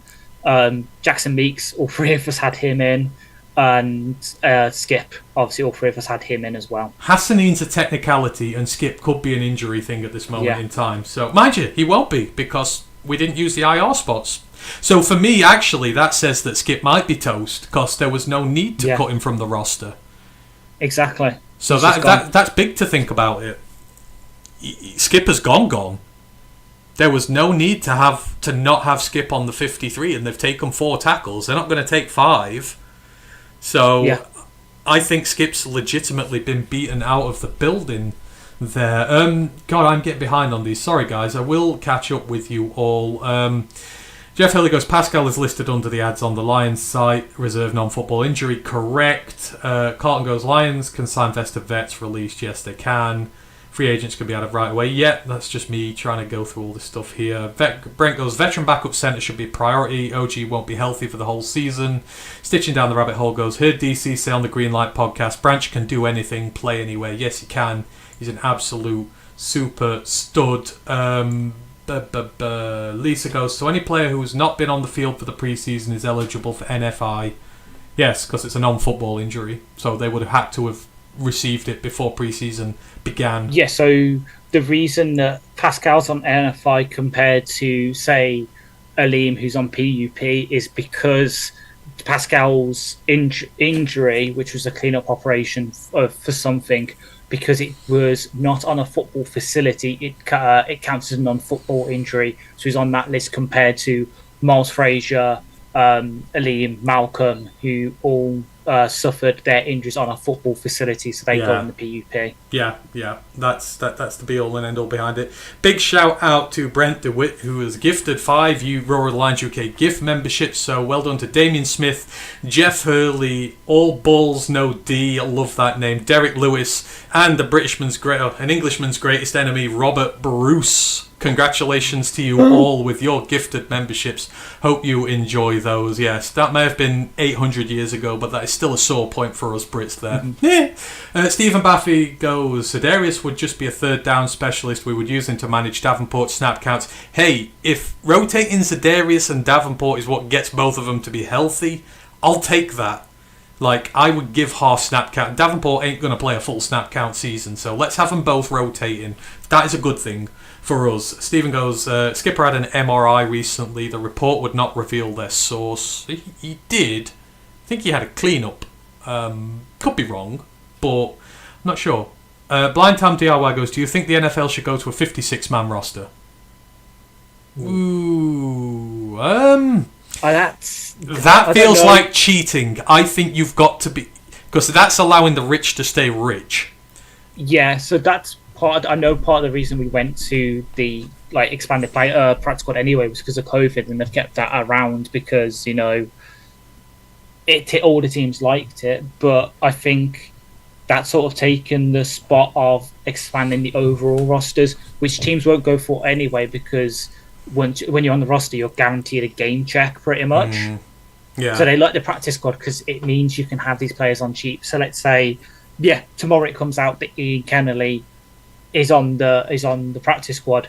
You pay him a practice squad wage, not a main roster one. It's cheaper for the teams and they can still have that depth. Yeah, I think that's letting the rich become richer, and that's cheating. I think you keep it at 53.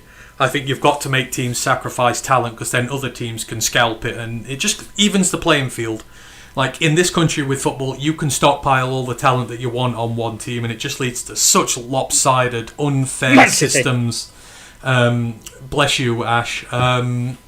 It just leads when you can hoard more talent, that leads to a more unbalanced league. So I wouldn't, even though it's 3 players and they're 53 to 56, I still wouldn't do it.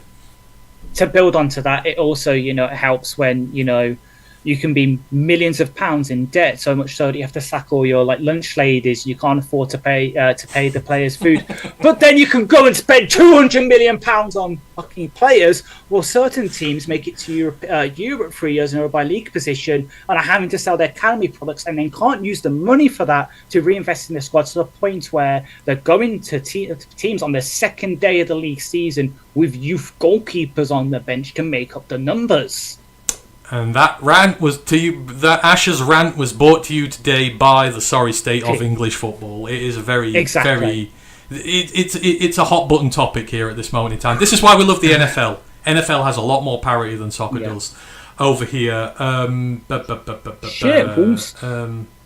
Fuck you, Wolves. Wolves have just knocked West Ham out of the EFL Cup. Woohoo! My granddad was a Wolves fan, so the good news is I will always back them for life. Touch wood, may it continue. Port Vale are about to knock fucking Birmingham City out. So take that, Tom Brady, you fucking cunt.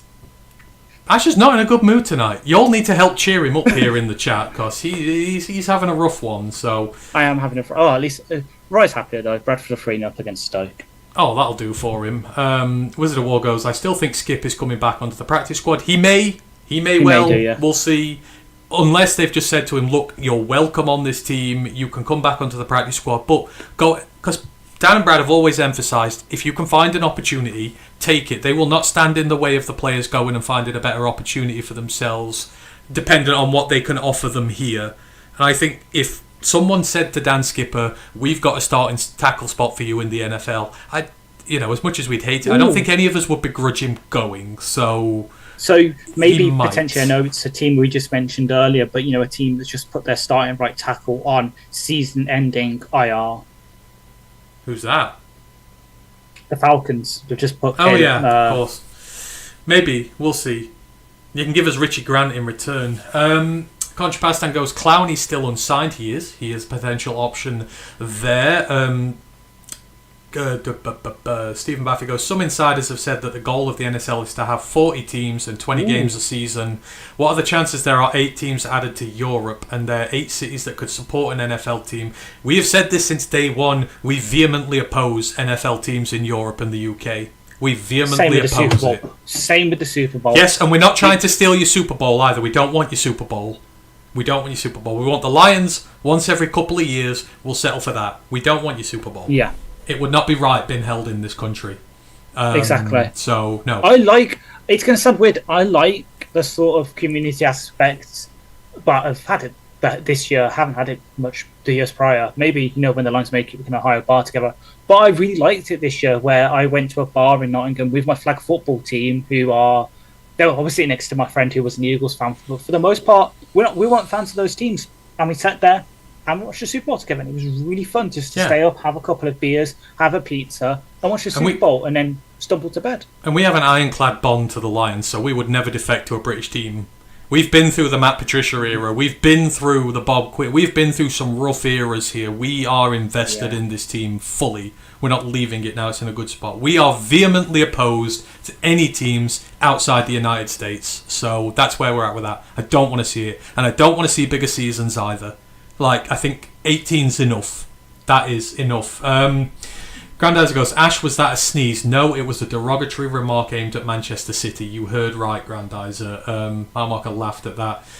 Carl Moore goes, have Lions kept offensive tackle Jamarco Jones? Correct. Yes. They have, instead of Skip, which is why, with no IR spots on, the Lions did not have to waive Skip. The injured reserve theory about Skipper doesn't apply. Yeah. So that is blown out the water. So unless they have literally said you're going to be a practice squad guy and that's it.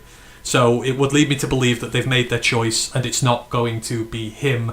Lisa goes, the owners are making the decisions of how many they have to pay. Of course, they're the ones that pay the bills. But, I think Sheila gives a lot of trust to her guys here. I think more so than many other owners. Brad and Dan have a lot more say than a lot of other teams do. Dallas Cowboys. Saints with the news that came out today. Hey, oh yeah. I'll get it up because it's obviously that's the reason it popped to my head. So this is a tweet from Greg Rosenthal, who I know has had a storied history with Lions fans over some stuff. Our friend reported at the time that so this is about Isaiah Foskey getting waived. That Mickey Loomis stepped in to override Jeff Ireland and the front office to take Foskey over Brian Branch. Yeah, the news came out today that the New Orleans Saints front office wanted Brian Branch in the draft, and they took Isaiah Foskey. Thank you, New Orleans. We are forever in your debt. We love you to death. Damien Smith goes, and I thought Ash was a Villa fan. Well, we all did, but and plus he's an FSU fan as well, so they've hurt him enough these last years, and they're about to get their ass handed to them by Alabama this week. So he's very gentle. Right, okay. I was listening. Even I know. I predicted it on our college pick watch. Just be that guy, just to like get a differential. But I was listening to the FSU podcast I listened to, and they did like a roster draft. And I was listening to them like drafting it, like going back and forth, drafting these positions. Like after like the fourth round of them doing it, I'm like, I don't know who this is. I don't. This is supposed to be our best center. I don't know who Luke Petitpon is. I am scared. When I put the Florida State Predaptual depth chart up on Discord, Ash made a sick emoji. That is Ash, the Florida State fan, made a sick emoji at that thing. So, he's got it rough at the moment in time. So, if Alabama hang up 50 on him on the weekend, just have Ash in your thoughts and prayers. Because in 2 months' time, when NC State hang 50 up on him, he's going to get no mercy whatsoever. It's going to be rough. I've got that. I've got Villa playing Crystal Palace, who always seems to we just do shit against. And this is a team that now, there's only 2 teams in English League, the football leagues, that have not scored a league goal. Aston Villa and Wolverhampton Wanderers.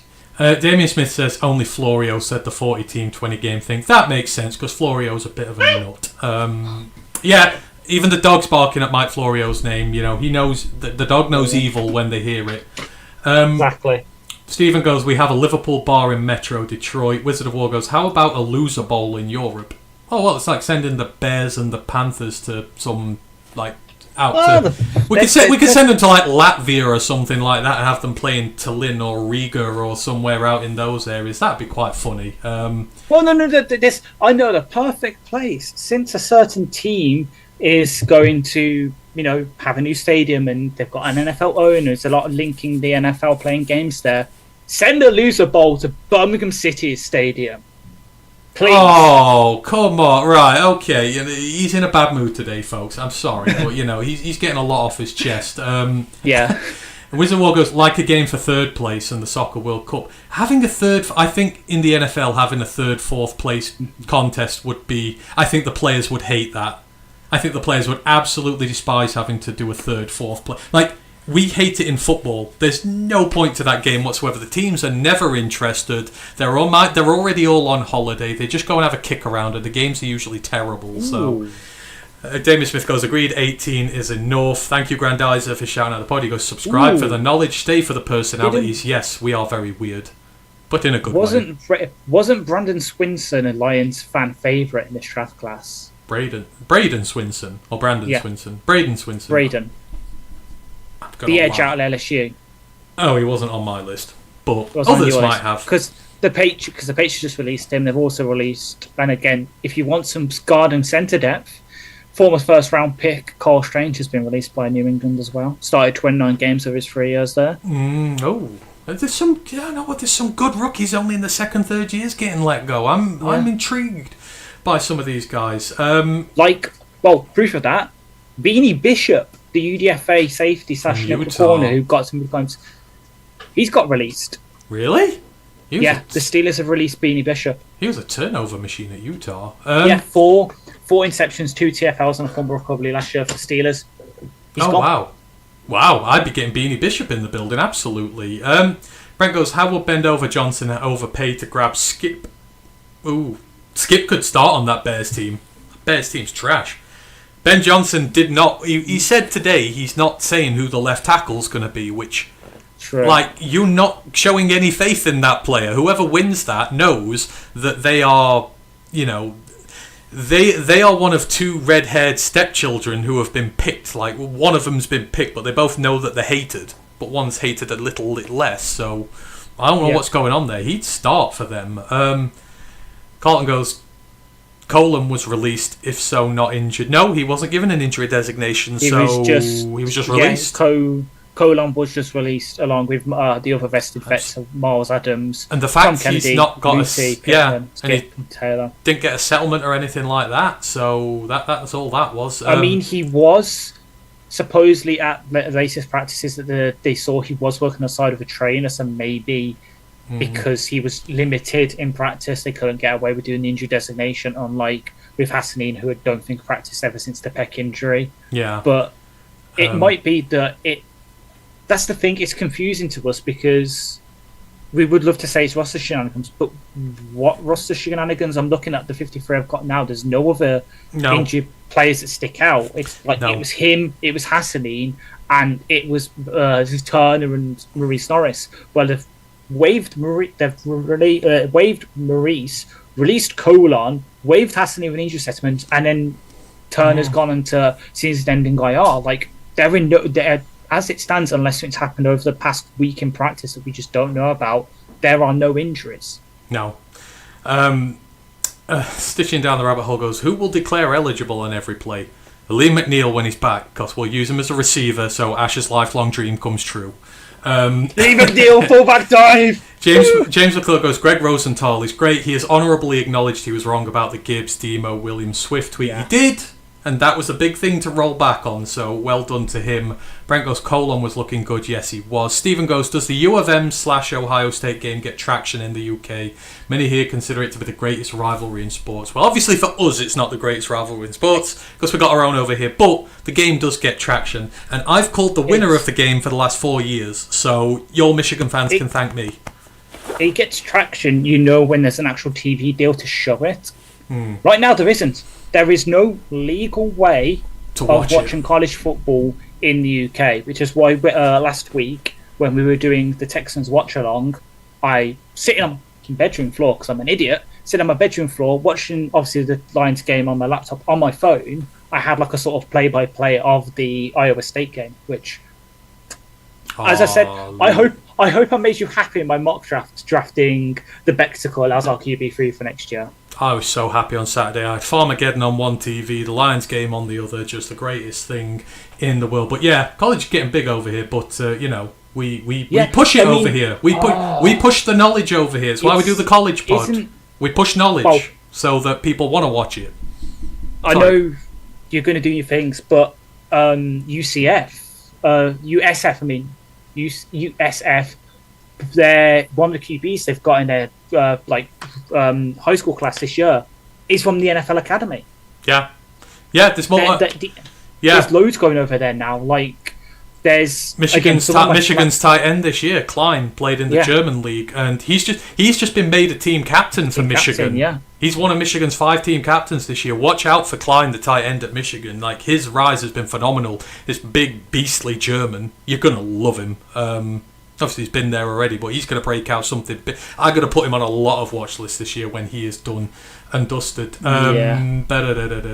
Joseph Austin goes, hey guys, are the Detroit Lions running a 3-4 defense? What's going on? I don't think we can read into it yet because the roster's not finalised.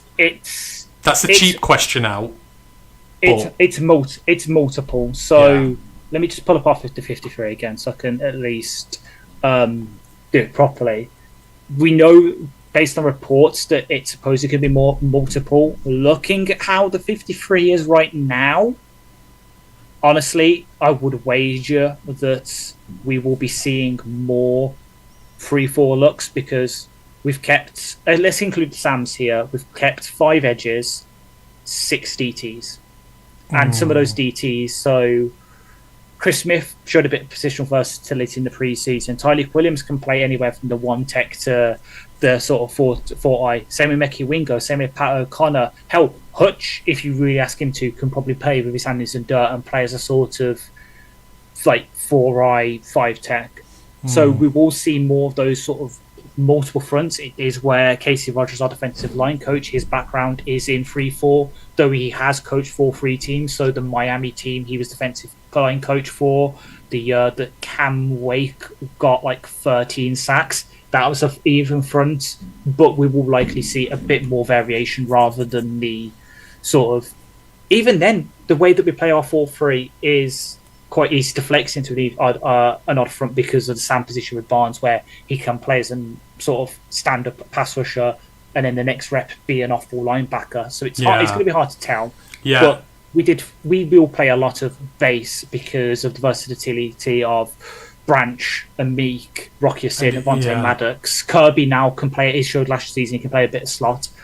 We will be seeing a lot more of those sort of base packages of 3-4, 4-3, 5-2 kind of looks. Yeah, and like Carlton Wood says, it seems a lot of D tackles, which may insinuate 3, but at the same point, a lot of those D tackles are probably first men on the roster to get kicked off it if someone else is going to come in, like Chris Smith. Would be high in line to be kicked off the roster. Pat O'Connor would be in line to be kicked off the roster pretty quickly. So, it can change very quickly with that. So I wouldn't read too much into there being too many DTs at the moment, because I think that's the most vulnerable group for people getting cut off.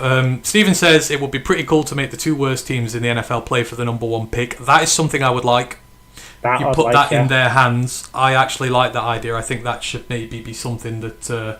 comes in the long term. Grandad goes, shout out to everyone in the chat. Yes, thank you to everyone in the chat. We really appreciate it. We have upwards of 50 people in here at one time, so thank you for spending your evening with us as we're talking about the Lions roster reaction. So appreciate you picking us Brits. It honestly does mean a lot. We've been doing this 5 years now, and we wouldn't be doing it if you guys weren't backing us, so we really do appreciate it. James McCullough goes, that could be a good thing. Bring Colon back to the practice squad, potentially, or the vet squad, as Dan calls it, as he says.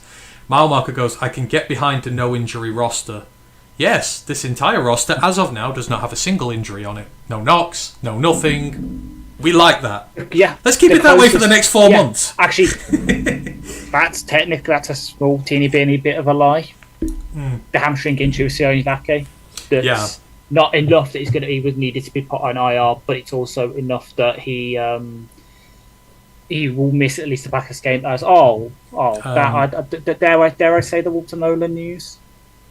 Oh, he'll be on injury. He's gone on injury list. He's gone on pup. He's gone on the pup, so he'll miss the first 4 games of the season. Yeah, Walter Nolan's going to be a beast in this league. You just got to wait a little longer to see him.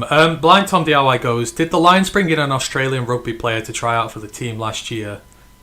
No. We did.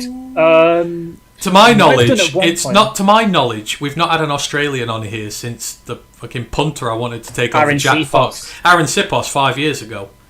I can't remember having an Australian player since Aaron Sipos. So, I could be wrong, and I probably am wrong. Ash is usually the guy for that, so he'll probably have a little look for you. Crown goes, question, apologies if asked. We often think about Ben, aka Bear Johnson. What about Lions cuts that AG would try to lure over to the Jets? We've already said there would be guys like Kennelly, Pittman for his special Kennelly, teams. Agude, Nick Whiteside, basically all the defenders that we've cut. Yeah, I expect AG to have a look at because he will be playing a very similar system. The only thing that'll change is maybe they play a bit more even front, so someone like Broderick, Broderick Martin he might even look at, as much as right now his weakness is run defense. You look at their defensive tackle room, it's not exactly strong, but I could easily see him going for Isaac Ukwu because especially with the weight he's put on, it's gone from 260 to 280. He can flex inside and be that sort of Josh Pascal, because right now they've got JJ2 who's their Hutchinson. The guy they've got opposite him is a outside linebacker. Basically any guy that can blitz, because Aaron loves to do it. But apparently Kelvin loves to do it even more, so that's going to be fun. Yeah, exactly. Paul goes, hey guys, thanks for what you guys do over the pond in representing our Detroit Lions. Hey Paul, thank you very much. We really appreciate that. Thank you for backing us. As I say, this doesn't happen without you guys. James goes, what if we see Skipper, Kennedy, Colon, Pittman, Moody, Adams go to the vet squad, hopefully with Meeks, Lynn and Sailors? We would love that. That would be great. Hopefully we do get them all, but I think we're going to have to be prepared for at least a couple of losses. Stephen Batty goes, yep, multiple. Kelvin Shepherd played under Dom Capers. There will be his influence this year. That will be new. Yes, he did play under Capers. That is right. Elisa says, Anthony, any thoughts on centres to replace Glasgow in the 2026 draft? Yes, we have an entire college football podcast dedicated to centres, which we did about a month or two ago. So go find it. We listed centres based on the top guys, the mid-tier guys, and the development G5 guys. We were very thorough with that. So you should have a lot of information at centres at your disposal. Just check that show out. It's a good one. Found the Australian. So it was 2 years ago, and it was Patrick Murtagh, who was a tight end we had, but unfortunately he then had to pull out of the IPP because of undisclosed medical issue, and that is when we signed Max Percher, the offensive tackle who was on the LA Rams for the years prior to that. He was German, was he not? Max Percher? He was... I think he might have been German. He was Austrian. I'm not going to say anything there. It's by Tom DIY. Oh my god! And then you say, I'm looking at this. I've got this on Friday Detroit. The Lions could definitely use some help along their offensive tackle depth. When's that not true?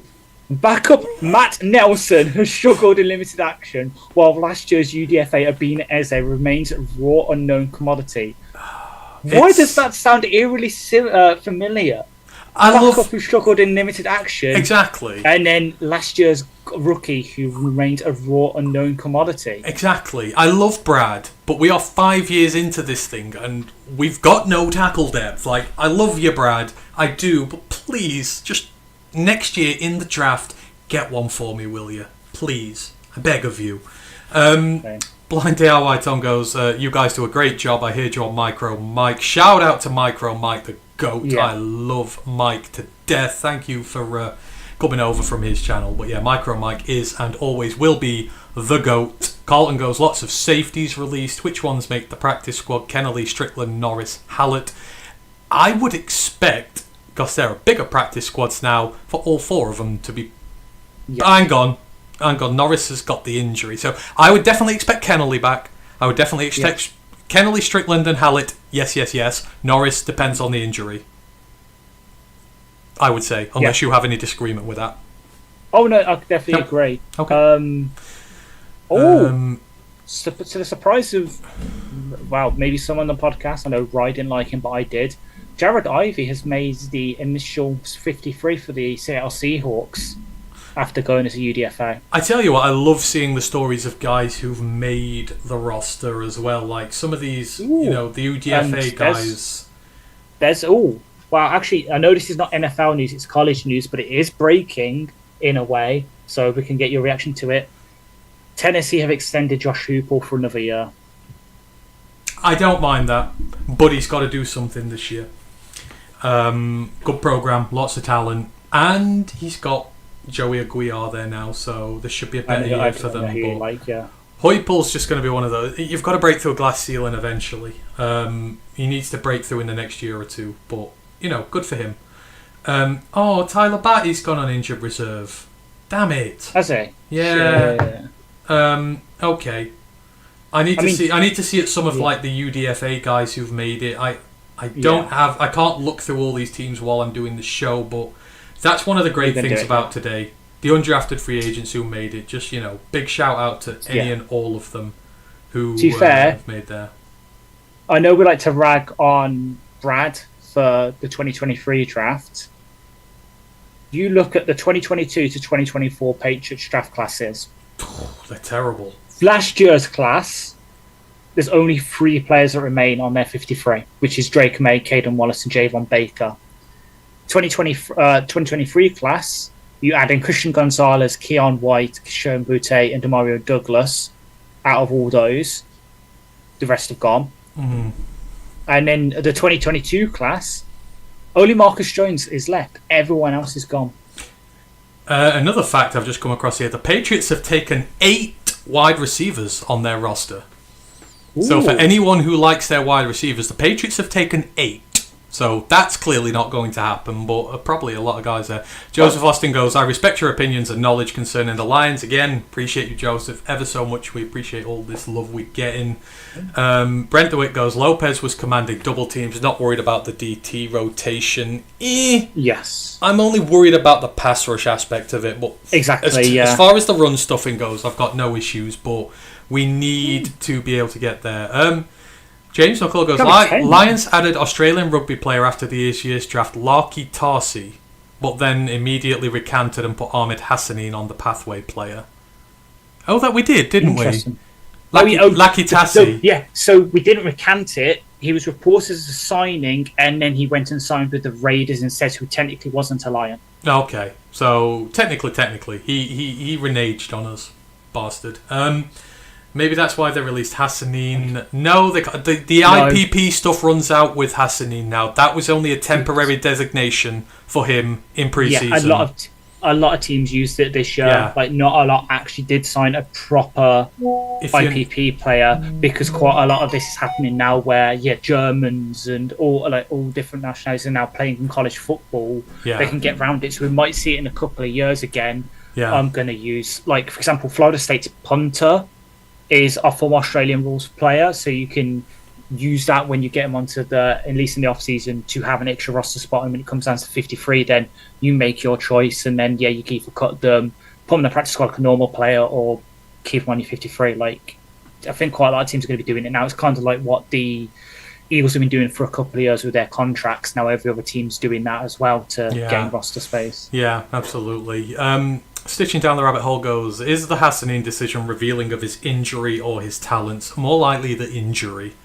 I think they can't find a sweet spot for what designation they want to give him, so it's easier to do it this way. So I think given what happened last year, the team might be wary about using the IR to return spot so early, but it's also not the kind of injury that he's going to be out for so long that it actually just might be worth putting him on season-ending IR. Yeah. So it's finding that happy middle where you might have a handshake agreement in play with him as product choice, and we've said where we've done it, we've given you this money, then you stick around the 3 more weeks, and then we'll bring you right on back.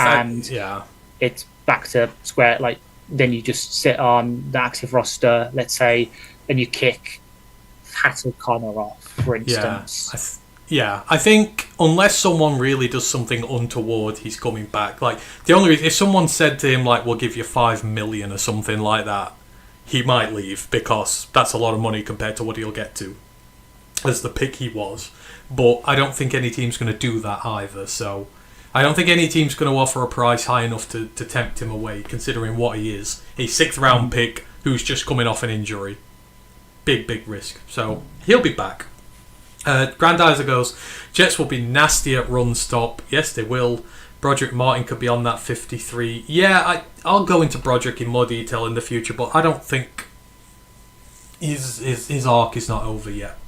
I don't think he's hit a ceiling and he's not going to get better. I think he needs to go somewhere they can give him more snaps. I still believe in him. I'm looking at the Jets. Quinton Williams is obviously what he is, but actually he's a bit of a downturn. Harrison Phillips is a decent nose tackle, but he's more prone to sitting on wide receivers' chests. Brian and then the rest of the guys, J.T. Foley, Juwan Briggs, Leonard Taylor the third, Payson Page, like they've got some good pieces there, like JJ2, Quinton Williams, Michael Clemens is a good run stopper, Tyler Barron, who as much as I hate him coming out of Miami, he's good.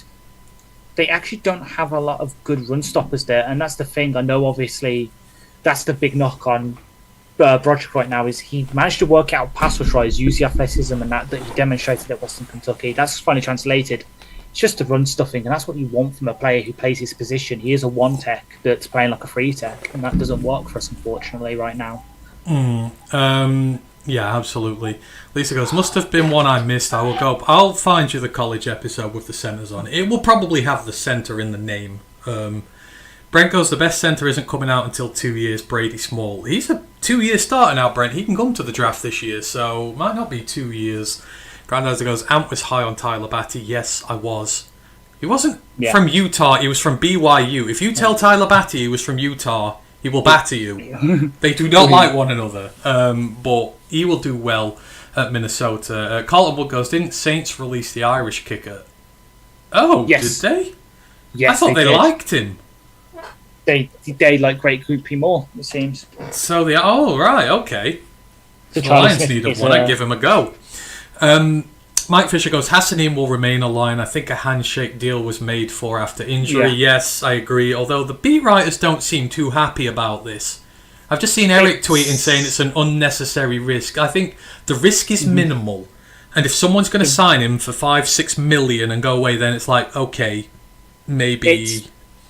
I think it's because he still has to pass through waivers. Yeah, he does. Which is the thing. Well, it's very unlikely someone's going to pick him up because it's got the injury settlement. It is odd, it is very odd. With 3 spots on the roster, like I could understand if they got a 53 and they couldn't fit him in, but you've gone with 50, so this adds a... no. What? I've just realised, I'm getting this off Twitter. This initial 50 has ended the streak. Of what? No UDFA. UDFA from this class has not made it.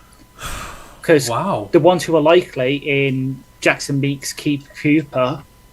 None of them have made it. And we've got 3 spots, and there's a lot of good ones. Kennelly. This is a mystery. 3 open spots on the roster. You could have fit Hassan through. I could understand. Yeah, it does seem weird. My gut tells me that they have a plan and we're worrying about nothing. But at the same point, it seems like there were easier routes to get to this. We're Bugs Bunny and we've taken the wrong turn at Albuquerque. Like that's kind of what we've done here. So, yeah. And that's me saying it, and everyone that knows me all around knows that if there's an easy way and a hard way to do something... You normally speak the reasonable route. Exactly. I always take the hardest route possible. So, like, this, if I'm not getting it, like, we can pretty much presume Edge, there's going to be some form of veteran Edge addition, be it Darius Smith, Carl Lawson, Javane and Clowney. That might be 2 of the spots. Yeah. But what's the third one for? Because we were saying, like, okay, we've got 9 offensive linemen. I don't, other than our Sheikah right now, for, let's say, an injury happens against the Packers and one of them needs to come in. The only one I trust right now is our Sheikah. Yeah. And then there's no second, okay, and no, then we're doing the whole thing where technically you've got 1, 2, 3, 4, 5, 6, maybe 7 if you include branch players that can play outside corner, and then quite a few that can play safety and all this. But you are, again, dancing with the devil, given the nature of what we've seen with secondary the past couple of years, that if you have a couple of injuries in the first couple of weeks, we're down to the bare bones there. Meki Wingo is at 100% there right now. Like, it's just, haven't seen much of him. So what happens if we need to trust him on a pass rushing down? Like, Davenport, as much as we want him to stay healthy, what happens if he's injured but catches up week 1? There's still quite a lot of key places, there's still injury questions, and these could have been sort of, even if it was, you just keep Skipper on the roster, you keep Whiteside on the roster, and you keep someone else on the roster, and then you cut them tomorrow with the handshake agreement with them. Dance with the devil, I love that. Did you ever dance with the devil in the pale moonlight? Sticker for anyone who gets that movie quote right away. Don't Google it either. Where were we? Stephen Baffy goes, with the emergence of the Lions using a linebacker as a kick returner, which I highly disagree with, do you think the new kicking game opens more potential for rugby players to transition to the NFL? I hope not, because NFL UK are insufferable when a rugby player comes over to the UK, and it's kind of putting me off the idea of it. But no, I don't think so. And I don't think linebackers should be returning kicks, because they're big, they're fat, they're not good at it, and they fumble the ball all the time. Exactly. Like, I get why we're doing it, because it's that kind of little tiny differential that it does work, as we saw even in the Hall of Fame game the first time I ever saw it. That was a good return until he ran into Dominic Lovett's arse. Then the second time he took it far. The Texans, where supposedly he fumbled it in the practice, then in the game he carries it nearly to the 50.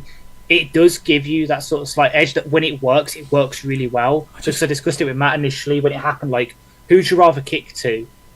Grant Stewart, who, is Banso and that, but he can run through arm tackles? Or do you kick it to Sione Varky, who's got experience at safety and is a lot faster? And if he breaks that arm tackle, he's going to go for a lot more. I want to get Varky snaps. Yeah, I want to get Varky snaps. Like, that's So he's there. So with the new dynamic kickoffs, we're doing that kind of way. We've got two, and then usually whoever's getting it, so they usually should.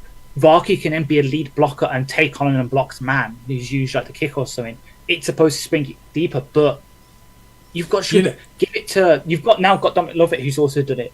You know, good in the preseason. Now have Varky, and then if you've got Lovett on to be the Cleave replacement, now's your chance. You give him kick return reps. Go. You know what I'd love to see? I would love to see a team use a 360-pound offensive lineman as a kick returner and watch as the 200-pound gunner tries to tackle him. Could you? Could you imagine? You've worked out why Brad drafted Giovanni Manu. Could you imagine if you're a poor ass running down on a team, you're like, yeah, I've got some small. Oh my god, I've got a 360-pound lineman running at me. I know who we're putting a waiver claim in for. Oh, Desmond. Meet the 410. Yeah. Desmond Watson. The 410-pound defensive tackle. Would you want to be a special teamer trying to tackle that? I wouldn't. No, I hate doing special teams at OFL where we do like a mini kickoff. I found a loophole here. Let's use bigger guys, and then special teams will get scared of them. Let's not use the smaller, quicker guys. Let's use the bigger, beefier guys, and just do it that way. Like, would you want to tackle Penay Sewell when he's running at you on a kick return? No, you wouldn't. I'm not suggesting that, Ash. Ash, because I know you'll take that literally. Shit, right? I'm getting behind. I need to get a proper computer, download Madden, and have that happen. Have Penay Sewell and like Lee McNeil as my kick returners in the game. Oh my god! James Burgess goes. Rumor is Ahmed has a handshake agreement, and this was done to temporarily save a roster spot. Probably. They can re-sign Hassan after 7 weeks. I believe they love him. So I don't think he's going anywhere. All they've done is, instead of having a closed door where no one can touch him for 4 years, they've now left the door slightly ajar, like 2% ajar. And if someone really wants to scratch and claw their way in, there's now an opportunity to. But they're going to have to try really hard to get him. And is it worth it for a 6th-round rookie coming off an injury? Probably not. Brent goes, hate it when I hear pec injury. Spielman was never quite the same after his. Thank goodness medical science is so much better now. Yeah, Seth Rollins wrestled a Hell in a Cell match with a blown out pec, and he was fine. Cody Rhodes. Yeah. Oh, sorry. Yeah, it was Cody Rhodes, and Seth Rollins did it. One of them did it when the bruise was like That's Cody's. That's Cody's. From, 2 years ago, where it was like all purple. Yeah. But I think Rollins did it 5 years ago, I want to say. Yeah. I'll have to speak to my proper wrestling. I'm going to be honest. I'm a casual wrestling fan. I've got friends who actually do wrestling and know it a lot more in depth than me. So I'll have to text like Lewis or something. I think pec injuries are a lot more sustainable now. Blind Tom Diallo goes, I think we need a practice squad quarterback. We may get one of those. James goes, be. Weirdly enough, that's what James Burgess said right after, so a lot of people thinking along those lines. Oh god, I'm getting so far behind here. Thank you to everyone for the chat. I will get to you eventually. You poor man. So I follow a Titans reporter for like general league stuff. I know exactly what you're going to say here. Go on. No, go on. I don't want to... So he's put out a list of people that he wouldn't mind them having a look at for waivers and free agency. The third name listed. What? Broderick. Julian Aquara. Oh, please do that, Titans. I would love that. James goes, if Meeks makes it through waivers, we'll practice squad him, but I'd be surprised if it's snapped up. Yeah, we would be as well. We think someone's going to claim him. Did the Lions give any of their UDFAs any guaranteed money, albeit guaranteed money does not guarantee a spot on the 53 definitely. from Grandizer? Meeks did, right? Definitely Meeks. See, the Lions and guaranteed money to rookies means nothing. First year they did it to that receiver. Oh God, I can never remember. James Summit Jr. whatever it was. They gave like 350 grand to him, then they cut him 2 weeks later. So it means nothing. Just have a look. But yes, we did give guaranteed money to UDFA's Grandizer. I'm sure we gave a tiny bit to Tyler, Holton, didn't we? The fullback. Horton, yeah. We gave a bit of money to Horton. Let me just pull up Let's go through some more comments and then I'll quickly circle back to it because I'll get behind.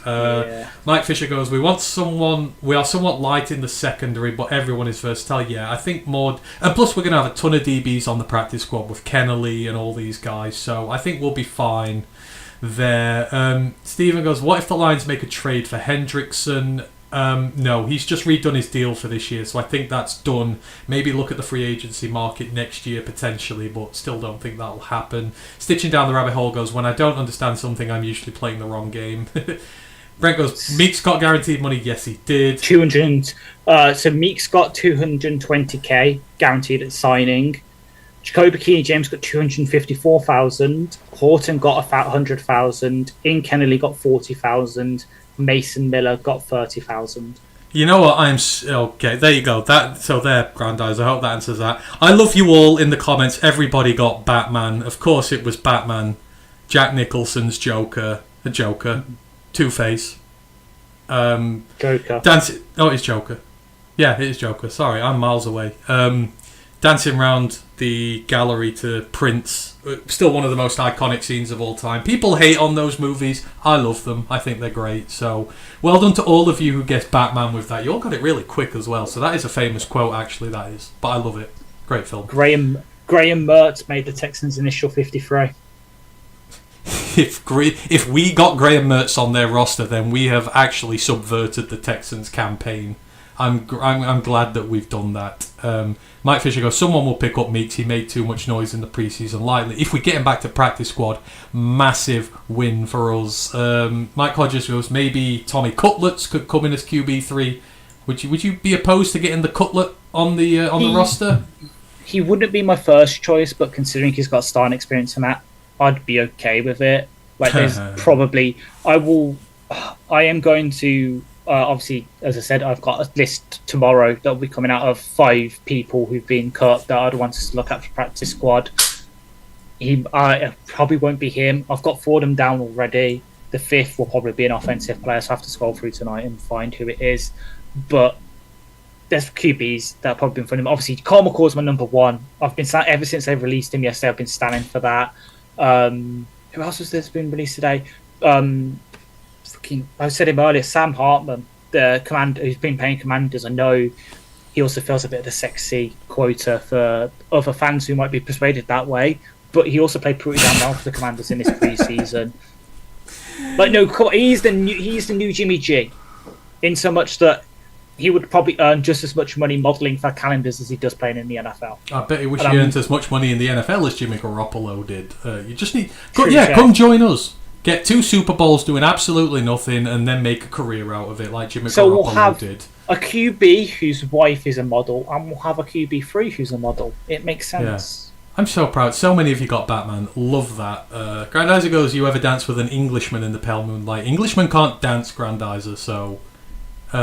we've not got that. We can't do that. That is not in our locker. So... Codge Passing goes, I think the new format could make heavier returners more valid, potentially, because they've got time to actually get to a running start now, rather than having someone bearing down on them as soon as they catch it. So, potentially, Mike Fisher goes, you either die a hero or live long enough to see yourself become the villain. Yes, that's a Two-Face quote, I believe. Yes. Harvey Dent. It is. It's Harvey Dent from the Nolan trilogy, rather than the... Love that. I love that. We got Batman in here. Who knows? Stephen Baffer goes, Penny Sewell, the Bears had to tackle him with 5 men. The Penny stiff arm to that Bears linebacker will forever live in my memory. Lisa goes, Carlton knows his Batman. Yes, he does. Good on him. Penny Sewell said he'd love to get his hands on the ball again. Yes, he would. Actually, I don't know what have I done. I think I've started off something here with this Penny Sewell as a returner stuff, and I'm sorry. See, you started that, and in my head, what I'm trying to do now is just makes things like... We take the football and give it back to you, people. Oh God, we've got Bane impressions now. This is a sign that we're coming towards the end of this particular stream. But if anyone's got any last questions they want to get into us, please do so, because I've not eaten tea yet and it's 10:15 here, so I's hungry. And please, for the love of God, do not ask the Pride of Detroit guys in one of their mailbags about the possibility of Penny returning. You've got a rep, and I know you'll do it. So, I think of something better. No, if any of the Pride of Detroit guys are listening to this, don't let Ash ask you that question. Do not humour him with it. Oh, it's fine. It's the last week of the season. It's the last week of the month anyway, so it's a Pride of Detroit direct exclusive mailbag, and I currently can't afford that being jobless. So you're safe for at least a week, and by next week I'll probably think of another annoying question to ask. You will do it though. You never forget. There's just Batman quotes all over now. Why does everyone... Oh, we've done the Project QB already. Josh Cephas is available. Oh. James is pandering to my draft likes here. God. I love Joshua Cephas. I would take Joshua Cephas on our practice squad, but I ain't going to get him, so, sorry. I mean, Devon Leary was released by the Baltimore Ravens. Jesus Christ. Oh, has he? Oh, yeah, he has. Yeah. Yeah, put that in Discord just for you, just as we're starting. Devon Leary, undefeated against the Florida State Seminoles. I'm sorry, I don't know why that was the first stat to come to my head. I apologise. But I don't. I do. It's fine. It's fine. I mean, we wait a couple of years and we can have some absolute beasts coming out the University of New Mexico. Like, I can't wait for us to draft such great players as Jerry Maguire, Captain Pete Maverick Mitchell, Ethan Hunt, Jack Reacher. Though I think 5'7", 170 for a defensive tackle is a bit light. We need to put some weight on him. Their running back's legit. I'm going to say now. If you're watching the New Mexico Michigan game this weekend, you mean Forrest Gump. He can run really fast. Yeah, but that New Mexico running back is legit. He's coming up from the FCS. He ran for billions of yards last year. So Michigan need to be careful with that one. He's very good. Mike Fisher goes, I hope Whiteside makes it back. Whiteside low-key has a lot of fans. Matt is a massive Whiteside fan. I like him as well. He played really well in those kind of middle two games. Just last week, it just wasn't there. But the good news is because he came from the UFL, and that it probably is one of those where he will likely get through to the practice squad, because I suppose he looks really good in the in camp as well. So it's something we can definitely deal with, as I'm just going through, see if anyone else is. Mike says I'd take Huntley over Cutlets. I think we all would. Oh God, Damien Smith goes, is Corey Ballantyne cut by the Packers any good? I believe there's a joke out there about Ballantyne and Valentine, isn't there? No, he's not good. There's a running joke out there about Corey Valentine. Is it Corey Valentine as well? Are there two Corys? I feel like they Corey Valentine and I think it's. I think they're both Corys. It's Carrington. It's Corey Valentine and Carrington Valentine. Carrington and Ballantyne sounds like the most vanilla detective drama ever. I'm going to sit down on a Saturday afternoon and watch Carrington and Ballantyne. Yeah. It's like one of those TV series where you never see anything gruesome in it. Like that would be a great Saturday afternoon TV show to kill the time to. Lisa goes, I do not think QB3 will be on the 53. Agreed, they'll stash someone on the practice squad, and if someone comes in for them, they might try and protect them. Grandizer goes, when Roar of the Lions UK reaches 2,000 subs, they will show off their Northern Soul dance moves via live stream. You really don't want to see my dance moves, because I only know one dance, and it's not Northern Soul. Maybe. Ash still has to get a tattoo yet, so we're gonna have to. I'm working on again. We're gonna have to dial back on. We're gonna have to dial back on the forfeits just for now, but maybe we might do a Patreon for that, or an OnlyFans. Carlton Wood goes, who was carrying the ball when Bane blew up the stadium in Batman? That's a famous one, isn't it? Because that's an actual football player running the ball. It was an ex-pro. Steelers. It was an ex-pro, wasn't it? It was filmed at the Pittsburgh Steelers. Yeah, it was a pro running the football. I saw this the other day on a reel, but I can't remember who it was. It was someone really famous, wasn't it, who ran the ball back? Let me have a look. Oh, Heinz Ward, Contrapastan says. It was Heinz Ward, yeah. Absolutely. Carlton goes, what was the name of the teams playing? I don't remember that. Oh, God. It was... I know it's obviously Gotham... It's renamed the Steelers to the Gotham... I can't remember. Oh, the Rams cut Poole, apparently, or Chris Paul. I know the Lions loved him, but we don't need more linebackers. What are they called? Gotham Rogues, apparently. Yeah. I don't know who they were playing, though. Someone said Gotham Knights, but Gotham Rogues sounds a bit better. It's Gotham Rogues. It is the Gotham Rogues. Because it had Heinz Ward, you had Big Ben, Troy Polamalu was there, I think. Maurice Pouncey. Nah, see, if Troy Polamalu was there, he would have tackled Bane on his own and ended it right then and there. Ain't nobody taking down Troy Polamalu, not even Bane. They were playing, because I've looked up, they were playing the Rapid City Monument, and the player, and they had the kicker there for like that team in one of the scenes, and it was played by the then mayor of Pittsburgh, Luke Ravenstahl, who was a kicker in college. There you go. You learn something new every day. Brent goes, Ash, 2008 Giants playoff game, January 7th, passed out on my birthday on the Zugspitze. What's a Zugspitze? That is something new to me. I'll have to work out what that is. Wow. James McClure goes, the Rams cut Willie Lampkin. I was about to say I love Willie then. I nearly fell into that joke. I'm not going to do that. I really like... I can't use I like Lampkin either because it's the moth meme I like lamp. Oh God, that is just a name I can't...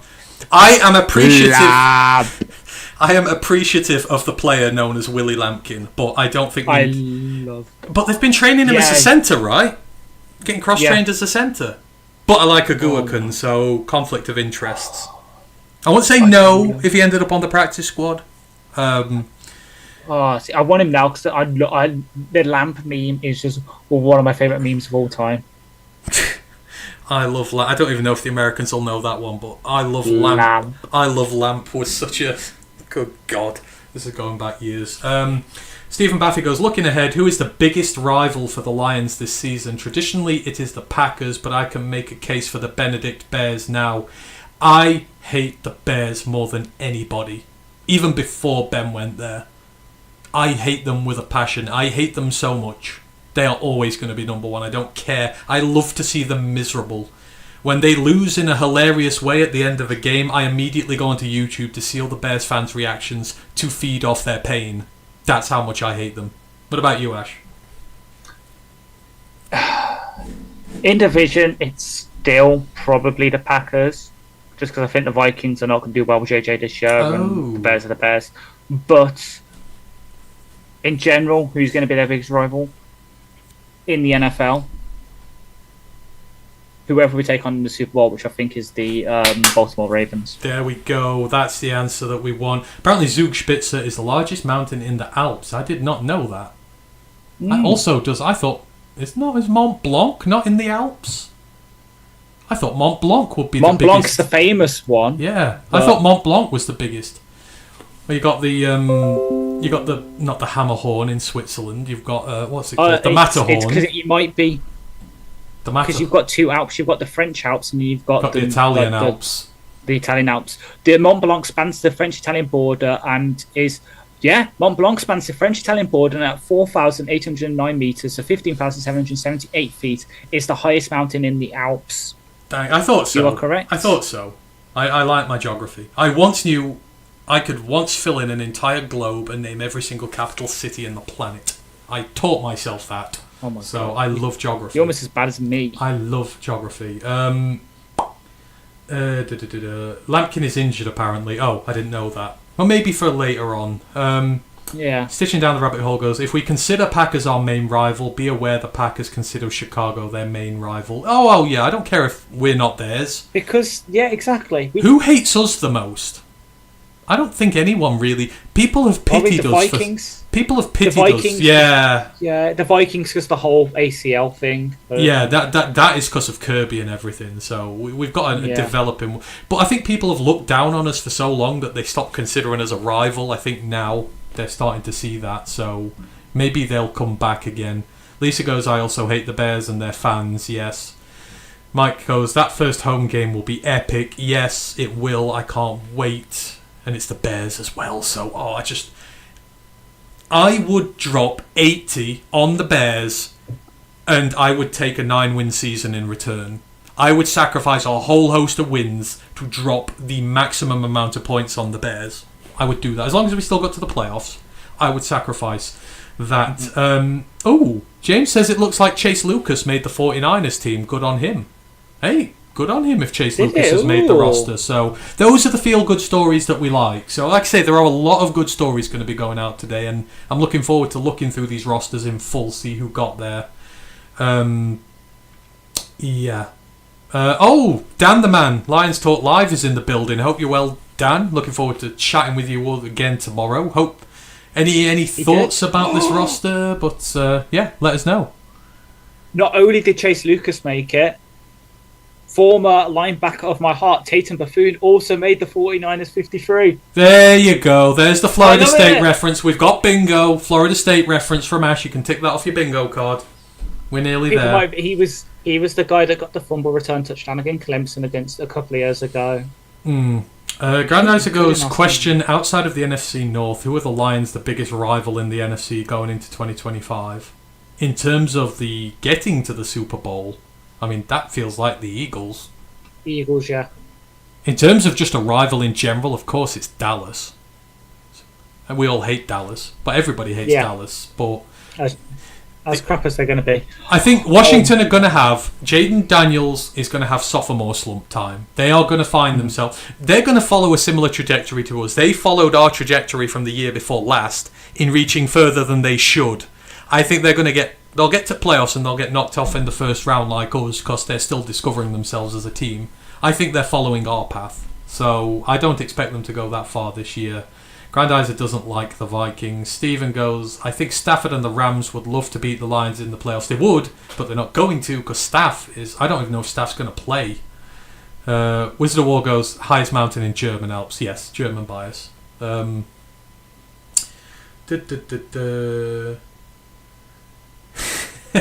James goes, pod done, we got the FSU reference. Yeah, that's it, pack it up, go home. We've made all the references this evening. We've just not made... We can make the joke! The Lions put up a highlight package in the week, Ash, and we didn't even have anything to do with it. Yeah, true. Did everyone see the Detroit Lions Trey Flowers highlight package? They must have watched our show to put together a highlight package for Trey Flowers, because he had no highlights when he was here, and they still did one. I feel like that is the end of a campaign to get a Trey Flowers highlights video. I feel at peace now. I love the fact that they did that. Mike goes, I think it's the Rams, though Philly is the more powerful adversary. The Rams are going to live and die by Staff, and I don't think he's healthy, so I'm not entirely sure. Mike goes, yeah, Stafford won't make it through the season. He's hurt worse than folks think. He hides injuries. Mother Time. Mother Nature, Mother Time is... Father Time is catching up, and none of us can escape it. Stephen goes, the Commanders' defense is old. That will catch up with them. It will. Libra Lady said, Gronkowski was interviewed by Kay Adams. He thinks Super Bowl will be Lions versus Bills. Is that Stephen Gronkowski? I always loved him as a kicker. Stephen Gronkowski. Oh, is that Goskowski? Gronkowski. Yeah, there might be Gos. I don't know. I was thinking of the one, but anyone who puts the Lions in the Super Bowl is good by us. Personally speaking, I don't want it to be the Bills. Not because I don't want the Bills to reach a Super Bowl. They deserve it. But can you imagine what the entire narrative is going to be all week, if we go all 2 weeks, if the Lions and the Bills make a Super Bowl? You ain't going to hear anything about Detroit. You're going to hear Tony Romo talking about Josh Allen for 2 weeks straight, talking about how he's going to win a Super Bowl. And I don't want that in my life, quite frankly. To make it even worse, let another team deal with that. You forget, Tony Romo might be Josh Allen's number 1 fan, but we have Josh Allen's number 2 fan on our podcast. So we're also going to have to deal with Matt talking about Josh Allen for 2 weeks. How he won't mind us losing a Super Bowl because Josh Allen wins one. Yes, I know. That's why I don't want it. Let the Bills get the Super Bowl next year when we win this year. I'll take that. The road to the Super Bowl goes through Philly this year from Brent. Yes, it does. Trey Flowers was actually at the game last weekend. He was. A lot of players coming back. Mm-hmm. Good to see Robert Pourchier back. Good to see all these guys coming back and paying the team. Brent goes, didn't we pay him $90 million? We don't talk about Trey Flowers. We don't talk about any deals handed out by the Bob Quinn regime because it makes us all upset. And they were bad value. I don't think he made one good value deal in his life. Mike goes, I hope it's not the Ravens. We just never play well versus them. Yes, it is. They're like the bogey team. They're the new Seahawks now. We've got to beat the Ravens to get that one off our backs because we don't play them well. They're right. Mile Marker goes, Matthew would never say that. You would be surprised what Matthew would say. He's not here to defend himself. So we can say he's going to say a whole lot of things and he can't defend himself and he'll never know. He shouldn't know and he shouldn't be listening because he should be out giving his girlfriend a very good birthday. So, he should not be listening to this. James goes, do you guys have any favourite offensive line, safety or edges that you think will be coming our way for the final 53? I'm starting to... Don't do that. You made me think my screen had frozen. I thought the stream was dead for good then. Oh, now he's doing it again. No, I'm here. Yeah. It might just be my laptop's shit. Like, no, it's just you silent. You're just taking long times for your answers. It's because I'm going to be honest. I can only focus on one thing. What was the question? There we go. Thank you. Lisa says Matthew would say that. So thank you, Lisa. I'm not lying. He would. He would absolutely 100% say that. He would say if you could lose to anyone in the Super Bowl, who would it be? He would say Josh Allen and the Bills. Without a shadow of a doubt, I know he would say that. I mean, yeah, exactly. It's like, I know Josh Allen gets to go to bed with Howler Stanford every night, but Matt would happily be his teddy bear if he asked. Oh, he would. To be fair, I would too to get close to Haley. Like, do we have any? So, out of the favourite guys coming here, I mean, we mentioned Beanie Bishop at safety. Yeah, we would love to see Beanie Bishop here. Isaiah Foskey's been mentioned. We'd like to see him here. Offensive line, I've not had a chance to see yet. I'm still of the favour that we're going to trade for Cam Robinson from the Texans. I would like that. He's league average at tackle. I would take a league average backup tackle right now. Absolutely, 100%. I would. Mar Marcus says happy birthday to Sarah. Yes, happy birthday to Sarah. And if you listen to this, happy birthday, Sarah. She puts up with a lot for this podcast. She does, she is the GOAT. She keeps Matt going, and she puts up a lot of sacrifice. We take a partner a lot of the time, and she never complains about it. So I hope she's having a terrific birthday. Timothy Herring goes, don't worry about players that are released or waived, including Hassan. It's political in NFL roster. I mean, it's tactical. It's tactical for sure. James goes, it's hard to convince people to come to your team when your coach wears a trash bag. Have to pay extra to entice them. Yes, this is the Patricia era again. Let's not go down this well, folks. We'll just evoke lots of horrible memories that we don't want to remember. Stephen goes, the Bills were on Hard Knocks. I've actually liked watching Bills Hard Knocks. Yeah. I think it's been really, really good. And whilst the favouritism towards them from league sources is, but I do have a soft spot for them. Someone said we should both go to the next 2 Super Bowls, win one each, and then have a third year where we face off in a rubber match. Yeah, and we play it in Hell in a Cell. Oh wait, no, we're not wrestling in a stadium, but Dan Campbell in Hell in a Cell, he decides it. Like, I back Dan every time. Definitely. Stephen goes, Josh Allen and Sean McDermott have been together for 7 seasons. It is not likely they win a Super Bowl if they don't do it in the first 5 years together. This is my argument, and this is probably going into another thing we'll have to talk about another time, but I am also, if we are entering year 5 with Brad and Dan, statistics say after 7 years you don't win a thing. And I know the window we want to remain open for as long as physically possible, which is great, but eventually you've got to take a plunge. And we are now in the last 2 years of our window where statistically you're going to win one with this team. That's why I sometimes am a little more gung-ho in my ways of maybe wanting to go after people and that. You can think either way you like. Me, I do want to win it before that 7-year boundary comes up. So I agree. Like, the Ravens and the Bills, I think they can't beat a bad Kansas team. I don't want to be the Ravens and the Bills. I don't want to be the team that's talked about every year and everyone hypes up and then ultimately can't even make an AFC Championship game or an NFC Championship game in our case. I don't want that.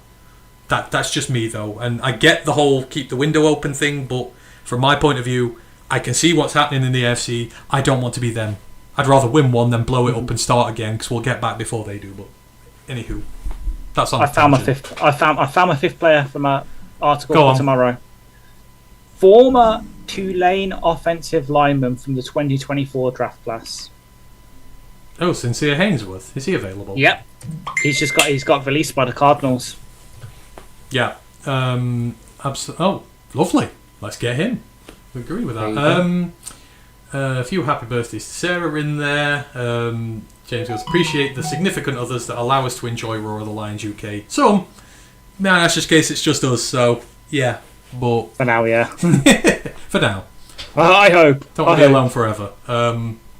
Yeah, I've got converts. Well, spoiler alert. Well, actually, I'm talking to her, and she does have the surname Williams, and she has asked for a JMO jersey if we ever do meet. So I might indoctrinate a lady into the ways of the world. All thoughts and prayers towards Ash. There, go for it, man. Go for it, man. But Mike Hodges goes, it couldn't possibly happen, but I would love to see us beat the Steelers in the Super Bowl on a Kirby Joseph pick 6 on Aaron Rodgers.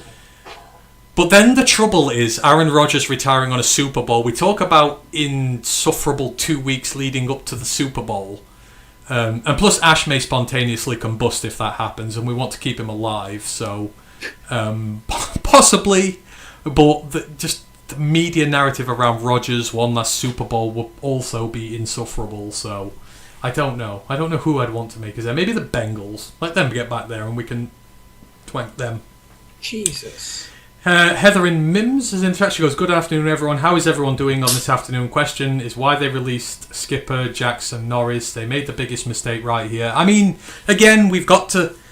Initially, yes, it does look like but we've got to wait for this is a chess game, and we've got to wait for all the moves to be made first before we can definitively critique these things. But we do agree. We think, especially with 3 roster spots available, some of these guys were worthy of getting on right away. But, again, it's a chess game. We've made the first few moves. We wait to see what happens there. Contrapastor goes, credit to Brad for letting Broderick and Hooker go. I mean, yes, if anything, I just hope they do well. I still love Broderick, and I know I'm one of the few fans left, but I still think there's something there. He was an FCS level tackle, and it takes more than 2 years to get these guys up to speed. One Pride goes, what up, my Brit Bros? What up, doe, to all you Michiganders and everyone over here with us, wherever you're from. We appreciate this. James goes, I want to beat the Steelers because they're the Steelers and also Karen Rodgers. Yes, true. That would be great. And Kirby putting Dad to rest would be a great thing for them. So say, yeah, we're going to give this about 5 more minutes, and then I am going to need to go get food because I am starving. So any last comments you want to get in there, then let us know. James goes, let's go Lions versus Chargers in the Super Bowl. Herbert is the new Stafford. Again, it just feels like every team we'd face, we'd hear that narrative. Everyone would want Justin Herbert to win. They wouldn't want us to win. And it's Harbaugh. Could you imagine it's Jim Harbaugh? No. No.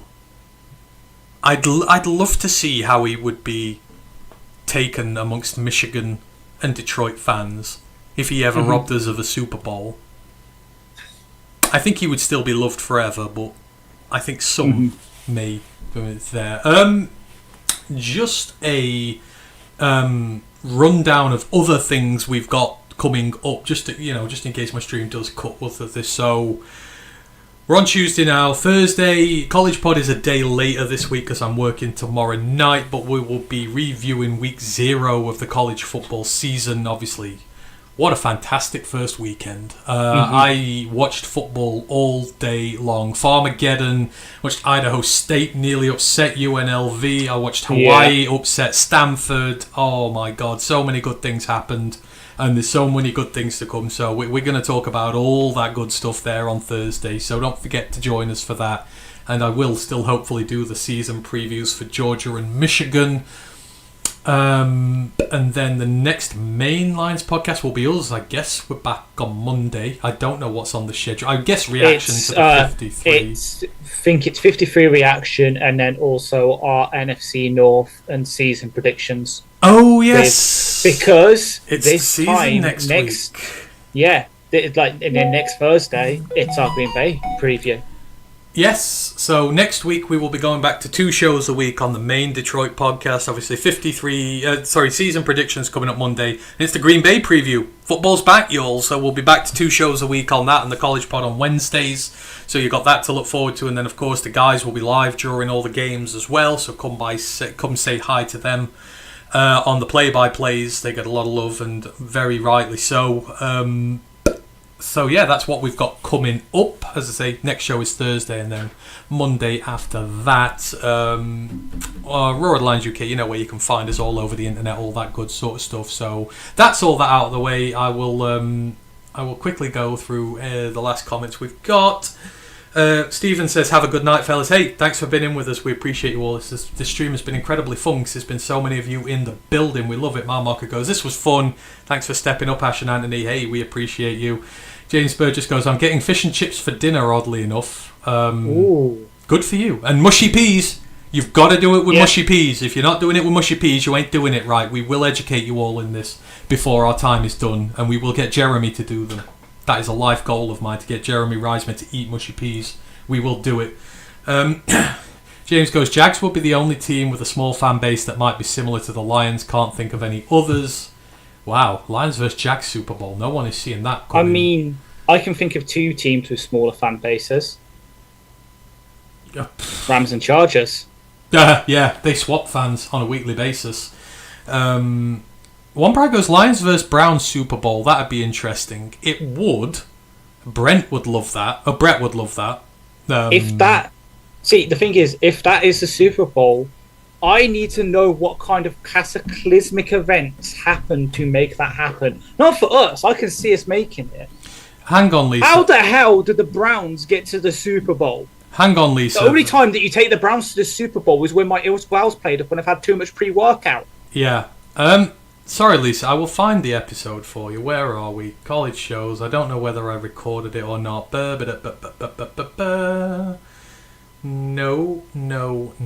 It must have been a main show. We'll go on because it'll not be far ago. College football. The Underdog Union. Oh, it's called Front and Centre. It was done a month ago. So just find the college football podcast entitled Front and Centre. I knew I did a witty title for that. So that's our centre episode, so you can find all the centre stuff in there. Put it this way, it's a very good centre class this year, so that's why I want to keep Ratledge at right guard. Contrapass goes, thanks for the show. Lisa goes, I'm going to let Anthony go and eat. I'll be looking for the... Yeah, there, we got that there. Yeah, no, just again, thank you to every single one of you who's been with us this evening. This has been really fun. It's been good to have so many people in the building chatting along with us and reaction to the roster. I mean, for one last time before we do sign off, Ash, I don't know if you want to quickly just read the roster out one more time. You were requested earlier to do it in the voice of Bane, but I think for the sake of this, no. In fact, you can do the offense in Bane and then the defense normally. So this is the 53-man roster. We're going to sign out after this. Thank you everyone who's joined us, and we are going to do this in the voice of Bane Ashes for the offense. Here you go. The Lions' offense is Jared Goff, Kyle Allen, Jameer Gibbs, David Montgomery, Craig Reynolds, Sione Vaki, Tim Patrick, The dogs hate it. Isaac Tesla, Jameson Williams, Khalif Raymond, Amon Ross and Brown, Dominic Lovett, Sam Laporta, Brock Wright, Zane Chilstra, Taylor Decker, Giovanni Manu, Christian Mahogany, Graham Glasgow, Kingsley Ogulkan, Tate Ratledge, Kaidi Arashika, Penny Sue, and for you, the people, Jamarco Jones. The dogs hated that. I'm so sorry. James McClure asked for that. James, I hope you enjoyed that. Thank you, Ash. That was tremendous. And then the defense. Let's rattle off the defense. And we never mentioned special teams either, so give the special we did teams not know. love. So, defensive special teams. Aidan Hutchinson, Al-Qadim Mohammed, DJ Reader, Roy Lopez, Chris Smith, Tyleek Williams, Mekhi Wingo, Pat O'Connor, Marcus Davenport, Alex Anzalone, Zach Cunningham, Jack Campbell, Grant Stewart, Derek Barnes, Trevor Nowaski, Terrion Arnold, DJ Reed, Rock Yassin, Khalil Dorsey, and Meek Robertson, Kobe Joseph, Avonte Maddox, Brian Branch, Jake Bates, Jack Fox, and the GOAT long snapper Hogan Hatton. Mike goes, this needs to be recorded for posterity. We will clip that onto... I will try my best. Ash will clip that onto TikTok, don't you worry. And on that bombshell there, thank you ever so much, everybody. Have a wonderful evening. We'll see you again in 2 days for the college pod. But in the meanwhile, let's get ready to kick Green Bay's ass, y'all. One pride. One pride.